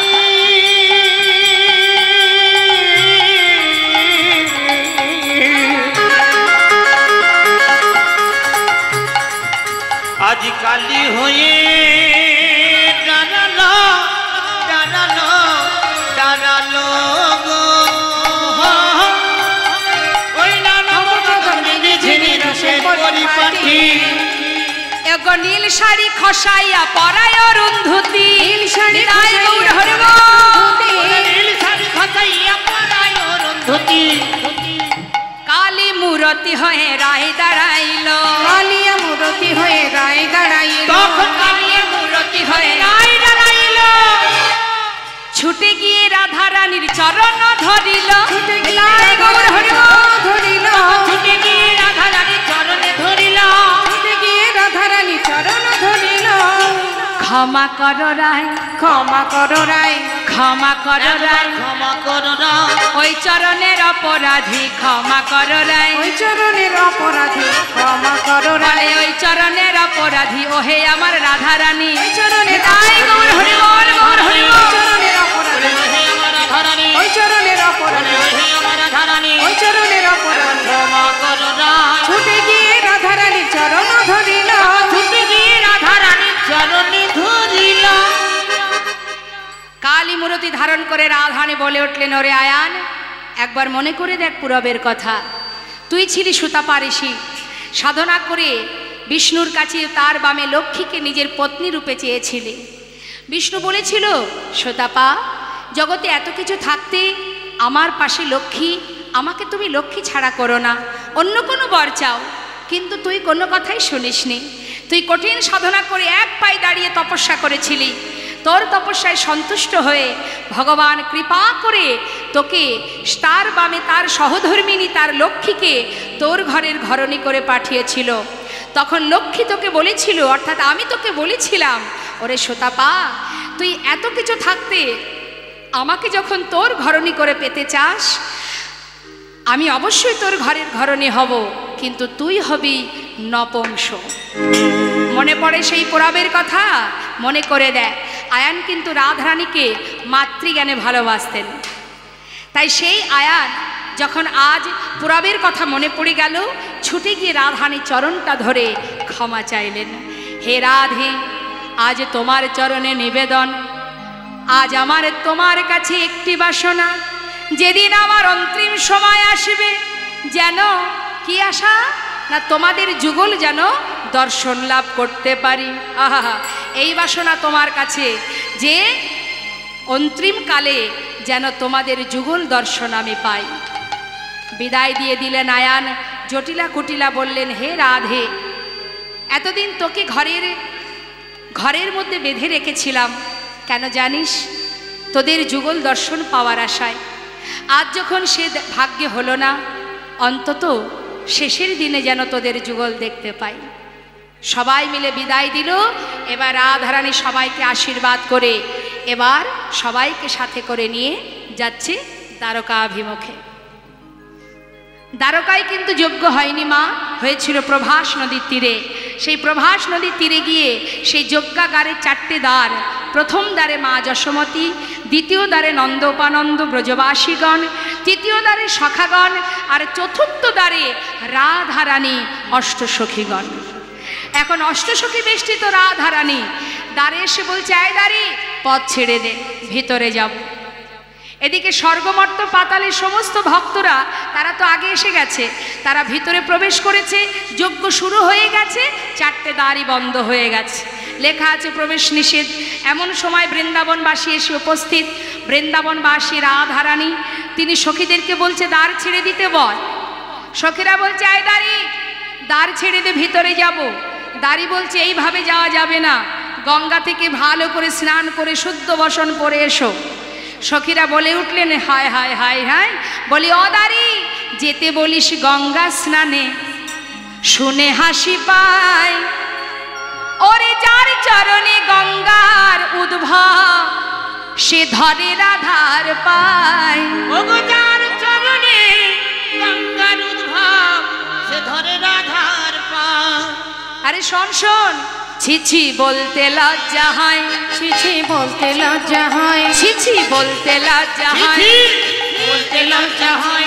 ওরে যার চরণে গঙ্গার উদ্ভব, সে ধরে রাধার পায়। ওই যার চরণে গঙ্গার উদ্ভব, সে ধরে রাধার পায়। ওরে যার চরণে গঙ্গার উদ্ভব, সে ধরে রাধার পায়। ওই যার চরণে গঙ্গার উদ্ভব, সে ধরে রাধার পায়। ছিছি বলতে লজ্জা হয়, ছিছি আমাদের বলতে লজ্জা হয়, আমাদের বলতে লজ্জা হয়। ছি ছি ছি। কি বলছে? ছি ছি ছি ছি। আরে যার চরণে গঙ্গার সৃষ্টি, মানে তোদের যে রাজা, সে আমাদের রাধারানীর চরণ ধরে কুল পায় না, আর তুই কিনা বলছিস আমাদেরকে গঙ্গায় স্নান করতে যেতে। যা যা যা, বেশি দেরি করিস না, তোদের রাজাকে গিয়ে বল সে যেন গুরুকে বরণ করে ভিতরে নিয়ে যায়। এখন দাঁড়িয়ে এই কথা শুনে রাধারানীর দিকে তাকাচ্ছে আর মনে মনে ভাবছে, এই রমণী আমাদের মহারাজের গুরুদেব। তাকিয়ে আছে। আর সখীরা বলছে, যা, হা করে দেখছিস কি? শোন, বলগা যা তোর রাজারে, রাজগুরু এসেছে দ্বারে। বলগা যা তোর রাজারে, রাজগুরু এসেছে দ্বারে। পায়ে ধরে নিয়ে যেতে বল, ওহে দাঁড়ি। পায়ে ধরে নিয়ে যেতে বল, ওহে দ্বারে। কেমন যজ্ঞ করে, কেমন যজ্ঞ করে রে, কেমন যজ্ঞ করে, কেমন যজ্ঞ করে রে। গুরু বিনে তোদের রাজা কেমন যজ্ঞ করে রে। গুরু বিনে তোদের রাজা কেমন যজ্ঞ করে রে। পায়ে ধরে নিয়ে যেতে বল, ওহে দ্বারে। পায়ে ধরে নিয়ে যেতে বল, ওহে দ্বারে। যা, পায়ে ধরে গুরুকে বরণ করে যেন ভিতরে নিয়ে যায়। গুরু ছাড়া কখনো যোগ্য হয়? যা যা, দেরি করে তাকিয়ে থাকিস না, হা করে চলে যা। দাঁড়ি তো অবাক, একবার রাজার কথা চিন্তা করছে, একবার রাধারানীর কথা ভাবছে। এদিকে গেল মা এক দ্বারের অবস্থা, আর একদিকে সখাগণ তারা কানাই কানাই বলে ডাকছে, ওরে কানাই রে, বৃন্দাবনে কত খেলা খেলেছি তোর সঙ্গে, যেদিন তুই বৃন্দাবনে ছেড়ে চলে এসেছিস বন্ধু, সেদিন থেকে আর আমরা খেলা খেলি না। বড় আশা করে এসেছি, আমরা যে তোকে বড় ভালোবাসি। আমরা না হয় বৃন্দাবনের আলাভোলা গোয়ালার ছেলে, তুই তো রাজা, আমাদের কথা কি তোর মনে আছে? তোর দাড়ি আমাদের ভিতরে যেতে দিচ্ছে না রে। কানাই, তুই একবার এসে আমাদের দেখা দে, আমরা যে তোর বন্ধু, তোর সখা, দ্বারে সবাই দাঁড়িয়ে আছি, একবার দেখা দে। কানাই কানাই বলে চিৎকার করছে। আর এক দ্বারে দাঁড়িয়ে আছে মা যশোমতী। দ্বারে এসে বলছে, দাঁড়ি, এই দাঁড়ি, একটু দ্বারটা ছেড়ে দে না, ভিতরে যাব। দাঁড়ি জিজ্ঞাসা করছে, তুমি কোথা থেকে এসেছো? আমি বৃন্দাবন থেকে এসেছি। বৃন্দাবন থেকে? তুমি ভিতরে কেন যাবে? ওখানে আমার গোপাল আছে। দে না দাঁড়ি, আমাকে একবার ভিতরে যেতে দে। শোনো বুড়িমা, ভিতরে যজ্ঞ শুরু হয়ে গেছে, এই দেখো লেখা আছে প্রবেশ নিষেধ, আর যাওয়া যাবে না। তুমি বাইরে দাঁড়িয়ে থাকো। আমাদের মহারাজ তিনি বড় দয়ালু, যজ্ঞ শেষ হয়ে গেলে তুমি যা চাইবে মহারাজের কাছে, মহারাজ তোমাকে তাই দেবে। মা বলে উঠলেন, ওরে, এ জগতে প্রত্যেকটি মায়ের মনে একটাই বাসনা, মায়ের কাছে মূল্যবান সম্পদ হলো তার সন্তান। জানিস, আমার কোনো কিছুরই অভাব নেই, শুধু আমার সন্তানের অভাব, যে আমাকে ছেড়ে অনেক দিন চলে এসেছে। কতদিন আমি আমার গোপালকে দেখিনি। দে না রে, একবার আমায় যেতে দে। বলছে, শোনো বুড়িমা, এখানে তোমার গোপাল থাকে না, তুমি যাও দেখি, বারবার বিরক্ত করো না তো। জানিস, তোদের যে রাজা, সেই হচ্ছে আমার গোপাল। আরে বলি, ও বুড়িমা, তোমার কি মাথা খারাপ হয়ে গেল? এমন পাগলিনীর বেশ, সারা গায়ে এমন নোংরা এই পোশাকে এসেছো তুমি, দেখলে তো মনে হচ্ছে কাঙাল ভিখারি। তোমার সন্তান আমাদের রাজা কেন হতে যাবে? নিশ্চয়ই তোমার মাথা খারাপ হয়ে গেছে। শোনো বুড়িমা, এমন করে বিরক্ত করো না, যাও ওই দূরে গিয়ে বসো, চলে যেও না। যজ্ঞ শেষ হলে তোমায় ডাকবো, তুমি মহারাজের কাছ থেকে কিছু চেয়ে নিও। দাঁড়ি, আমি তোর পায়ে পড়ি, আমাকে একবার ভিতরে যেতে দে না। ওরে, আমি যে বড় আশা করে এসেছি রে, আমার গোপালের কাছে যাব। কতদিন হয়েছে আমার গোপাল একটু ননি সেবা করিনি। আমি ব্রজবাসীর কাছ থেকে একটু ক্ষীর ননি মাখনে চেয়ে এনেছি, একটু ভেতরে যেতে দে। দে না রে, দাঁড়িয়ে আমি তোর পায়ে পড়ি। বিরক্ত কেন করছো? বারবার বলছি, কেন শুনতে পাচ্ছ না? শোনো বুড়িমা, এবার যদি তুমি কথা বলো, আমার কাছে যে চাবুক আছে, এই চাবুক দিয়ে আমি তোমায় আঘাত করব। দাঁড়িয়ে, যদি মারতে চাস তবে মার, তবে একটিবার আমার ভেতরে যেতে দে। চোখের দেখা একবার দেখে আসি, যদি দেখবার মতো সময়টুকু আমার হাতে আর না থাকে। আমি যে বড় কষ্ট করে বৃন্দাবন থেকে এসেছি সন্তানকে দেখবো বলে। দেনাদারি, একবার যেতে দে আমায়, একবারে যেতে দে। দাঁড়িয়ে আর সহ্য করতে না পেরে মা যশোমতীর অঙ্গে চাবুক দিয়ে আঘাত করতে শুরু করে দিলেন। এত বিরক্ত করছে দেখে অসহ্য আর সহ্য হচ্ছে না। না, শোনো বুড়িমা, কথা যদি না শোনো, দেখতে পাচ্ছ কি আছে? আঘাত করে বলে উঠলেন, যাও, সরে যাও। বারবার বলছি, সরে যাও তুমি। আঘাত শুরু করে দিল মা। চাবুকের আঘাতে মায়ের পিঠে সন্তান হারা যন্ত্রণা বুকে চিৎকার করে মা সেই দাড়ির আঘাত সহ্য করছে, চাবুকের আঘাত সহ্য করছে, আর কেঁদে কেঁদে সন্তানকে ডাকছে, গোপাল রে,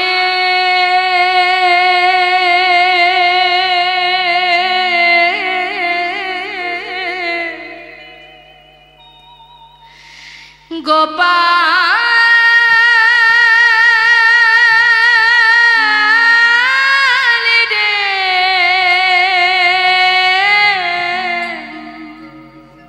সারা দে গোপাল, সারা দে গোপাল রে,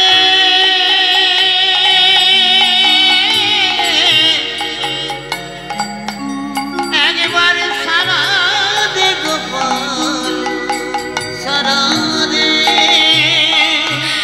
গোপাল রে,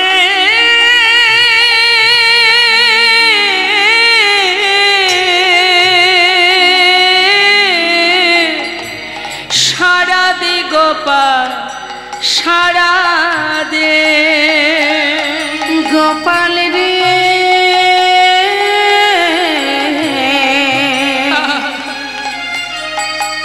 সারা দে গোপাল। গোপাল সারা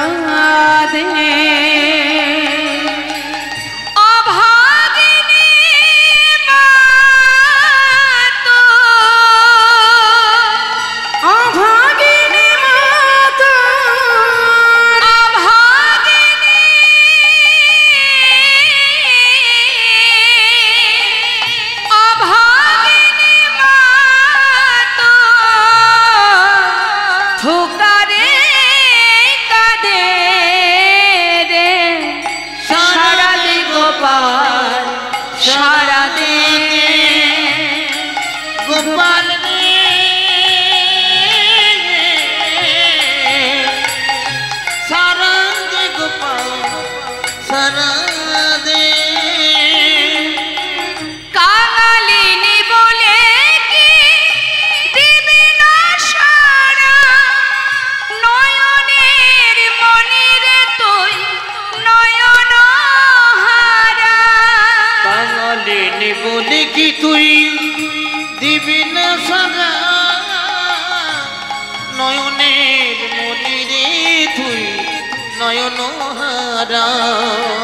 কাঙালিনী বলে কি দিবি না সারা নয়নের মনিরে তুই নয়ন হারা দেখিতে কি পাইব দেখিতে কি পাইব দেখিতে কি পাইব সেই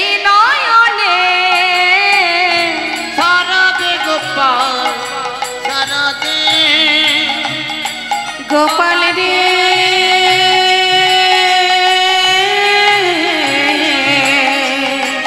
সারা দে গোপাল সারা দে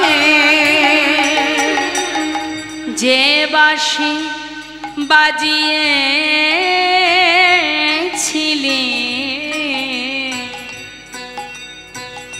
ওরে গোপাল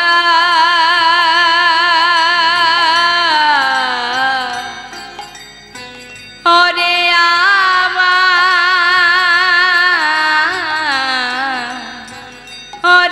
আমার নয়ন মনি ওরে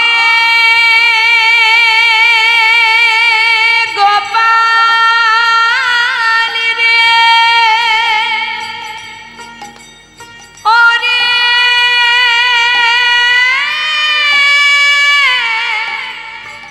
গোপাল রে হরে ওরে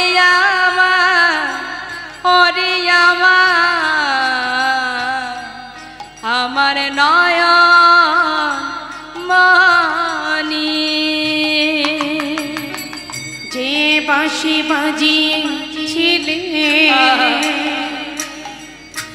বৃন্দাবনে সে বাঁশি বাজাও আবার সবারই কানে তোর বিরহে দিয়া কাঁদিয়ালি শ্রীদাম সুদাম কেঁদে হয়েছে বেকুল তোর বিরহে দিয়া কাঁদিয়ালি কুল শ্রীদামে সুদাম কেঁদে হইয়া বেকুল সোনার ব্রজ সোনার ব্রজ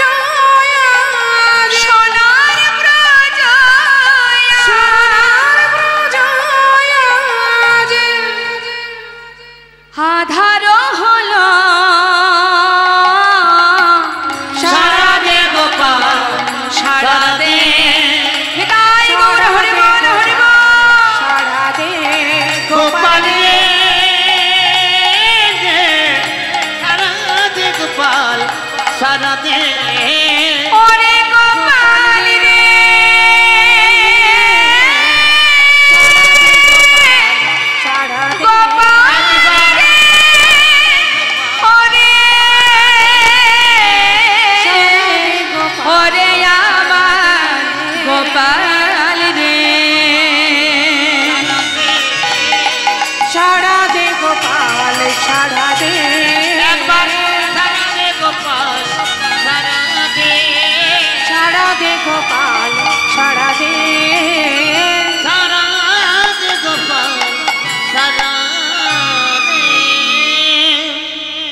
আর্তনাদ ভগবানের কর্ণে পৌঁছালো।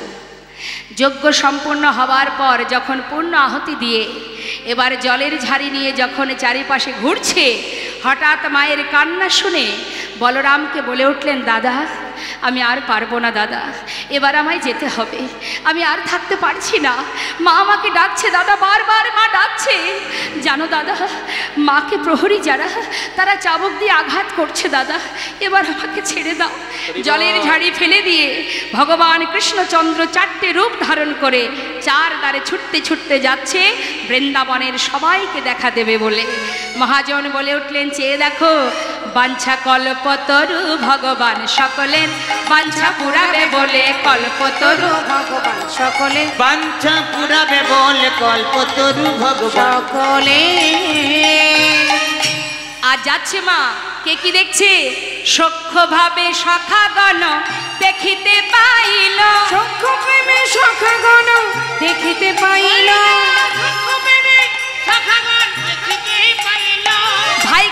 ভাই কানাই বলে কাঁধে তুলে নিল, ভাই গৌর হরে বল হরে বল, ভাই কানাই বলে কাঁধে তুলে নিল, ভাই কানাই বলে কাঁধে তুলে নিল। বাঞ্ছা কল্পতরু ভগবান সকলে বাঞ্ছা পুরাবে বলে কল্পতরু ভগবান সকলে। নন্দ উপানন্দ দেখে দোয়ারে দাঁড়ায়, নন্দ উপনন্দ দেখে দুয়ারে দাঁড়ায়, প্রাণ গোবিন্দ আসে দুটি বাধা মাথায় লয়ে, প্রাণ গোবিন্দ আসে দুটি বাধা মাথায় লয়ে, প্রাণ গোবিন্দ আসে দুটি বাধা মাথায় লয়ে। বাঞ্ছা কল্পতরু ভগবান সকলে বাঞ্ছা পুরাবে বলে কল্পতরু ভগবান সকলে। বাৎসল্য ভাবেতে গেল মা যশোদার কোলে, বাৎসল্য ভাবেতে গেল মা যশোদার কোলে, ক্ষীরসর নবনী দেয় গোপালের বদনে, ক্ষীরসর তাই গৌর হরে বল ওই না কৃষ্ণ নামনি নাই গোপাল বদনে ঈশ্বর নবনী দেয় গোপালের বাঞ্ছা বদনে। কল্পতরু ভগবান সকলে বাঞ্ছা পুরাবে বলে কল্পতরু ভগবান সকলে। যেই না মা যশোমতির কোলে গেছে, মা নবনী সেবা দিচ্ছে, দ্বারকাবাসী দেখে অবাক, মাথায় হাত, কি সর্বনাশ! আমাদের যে মহারাজ তার মা এমন ভিখারি কাঙালিনী কেন হতে যাবে? আমাদের মহারাজের মা সে তো রাজমাতা হবে, আর আমাদের মহারাজের মা তো মাতা দেবকী, ইনি কেন এসে গোপালকে কোলে নিয়েছে? বার্তাটা পৌঁছে দিল দেবকীর কানে। দেবকী শুনতে পেয়ে ছুটে এলো মা প্রভাসের তীরে, এসে কি করলেন, মা যশোমতির কোল থেকে কৃষ্ণকে ছিনিয়ে নিচ্ছে। আমার কৃষ্ণ, আমি ওকে জন্ম দিয়েছি, ও আমার কৃষ্ণ। আমার কৃষ্ণ। আর মা যশোমতী বুকে জড়িয়ে ধরে বলছে, আমার গোপাল। দুজনের মধ্যে টানাটানি হচ্ছে। এমন সময় দ্বারকাবাসী চিন্তা করছে, আমরাও জানতে চাই প্রকৃত মাকে। তাহলে এক সন্তান 2 মা, পরীক্ষা দেওয়া হোক যে কে প্রকৃত মা। বেশ, কি পরীক্ষা? শতবস্ত্র পরপর টানানো হবে। শতবস্ত্রের এক ধারে থাকবে কৃষ্ণ, আর এক পাশে থাকবে 2 মা। যে মা তার স্তনদুগ্ধ এই শতবস্ত্র ভেদ করে গোবিন্দের বদনে দিতে পারবে, সে হবে প্রকৃত মা। কি কঠিন পরীক্ষা দেখুন। এবার কি করেছে, 2 মায়ের মধ্যে এক মা দেবকী মা, যিনি কারাগারে কৃষ্ণকে জন্ম দিয়েছে, সে তো নিশ্চিত যে আমি জন্ম দিয়েছি। সে গর্বভরে বলে উঠলেন, আমি আগে পরীক্ষা দেব। ভগবান সব সইতে পারে মা, অহংকার সইতে পারে না। তিনি এবার কি করলেন, পরীক্ষার জায়গায় দাঁড়িয়ে এবার শতবস্ত্র সামনে, বস্ত্রের ওই পাশে গোবিন্দ। কি করলেন, গর্বে দেবকী সস্তন ধরে, গৌরবে দেবকী সস্তন ওই না গর্বে দৈবকী শাস্তন ধরে প্রথম বসন ভেদি না কাহরে, তম বসন ভেদে না কর, আহা প্রথম বসন ভেদি না কাহরে, ওরা প্রথম বচন ভেদ না করে ভেদ হলো না, ভেদ হলো না, ভেদ হলো না, ভেদ হলো না প্রথম বসন ভেদ হলো না, প্রথম বসন ভেদ হলো না, প্রথম বসন ভেদ হলো ওই না, না প্রথম বচন ভেদ হলো না প্রথম বসন ভেদি না করে। প্রথম বসন ভেদে না করে।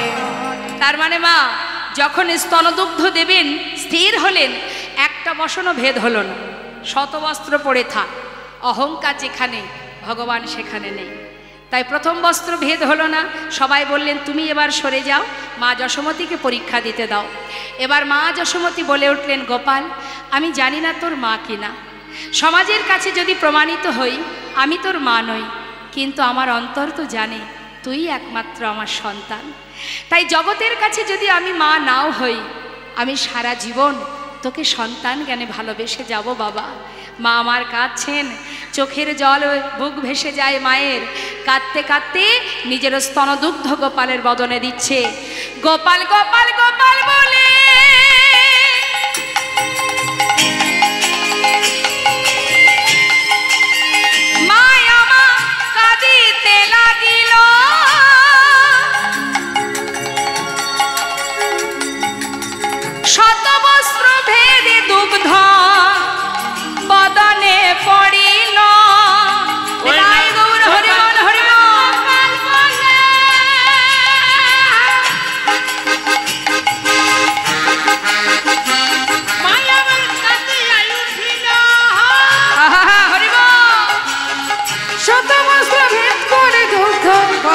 পড়িল ভাসাইয়ে দিল ভাসাইয়ে দিল ভাসায় দিল গোপালের বদন ভাসাইয়ে দিল গোপালের বদন ভাসায় দিল নয়নে নীরে দুগ্ধ ক্ষীরে গোপালের বদন ভাসাইয়ে দিল নয়ন নীরে দুগ্ধ ক্ষীরে গোপালের বদন ভাসায় দিল শত বস্ত্র ভেদ করিল বদনে পড়িল শত বস্ত্র ভেদ করে দুগ্ধ বদনে পড়িল। সবাই বলে উঠলেন যশোমতীর জয় হোক, যশোমতীর জয় হোক, জয় হোক। সবাই জয় দিলেন কি না গোপালের মা হলো মাতা যশোমতী। তার মানে প্রমাণিত হলো মা জন্ম দিলেই মা হওয়া যায় না। এবার আস্তে আস্তে ভাই আস্তে আস্তে এদিকে কি হলো, মা দেবকী বললেন আমি কেন স্তনদুগ্ধ দিতে পারলাম না। বলে উঠলেন গোবিন্দ মনে করে দেখো পুরাবের কথা। সেই কথা মনে কি পড়ে? মাগো আমি ছিলাম রামচন্দ্র, তুমি ছিলে কৈকেয়ী। 14 বছরের জন্য বনবাসে যাবার পথে মা কৌশল্যা আমার জন্য এক বাটি দুগ্ধ এনেছিল, তুমি আমাকে সেই দুগ্ধ পান করতে দাওনি। শুধু তাই নয়, ফিরে আসার পর তুমি আমায় বলেছিলে রাম আমি যে ভুল করেছি বাবা, এ জন্মে তো তুই আমার সন্তান হলি না, কথা দে বাবা পরের জন্মে আমি যেন তোর মা হতে পারি, তুই যেন আমার গর্ভে আসিস। বেশ তাই হবে, কথা দিয়েছিলাম। তুমি কারাগারে আমাকে জন্ম দিয়েছিলে, তুমি আমার মা হয়েছিলে, কিন্তু সেই মুহূর্তেই তুমি স্তনদুগ্ধ পান না করিয়ে মহারাজ নন্দ মহারাজের মস্তকে করে আহা বসুদেবের মস্তকে করে তুমি আমাকে গোকুলে পাঠিয়ে দিয়েছিলে। সেদিনও তুমি আমাকে দুগ্ধ দাওনি মা, তাহলে আজ কেন পান করব?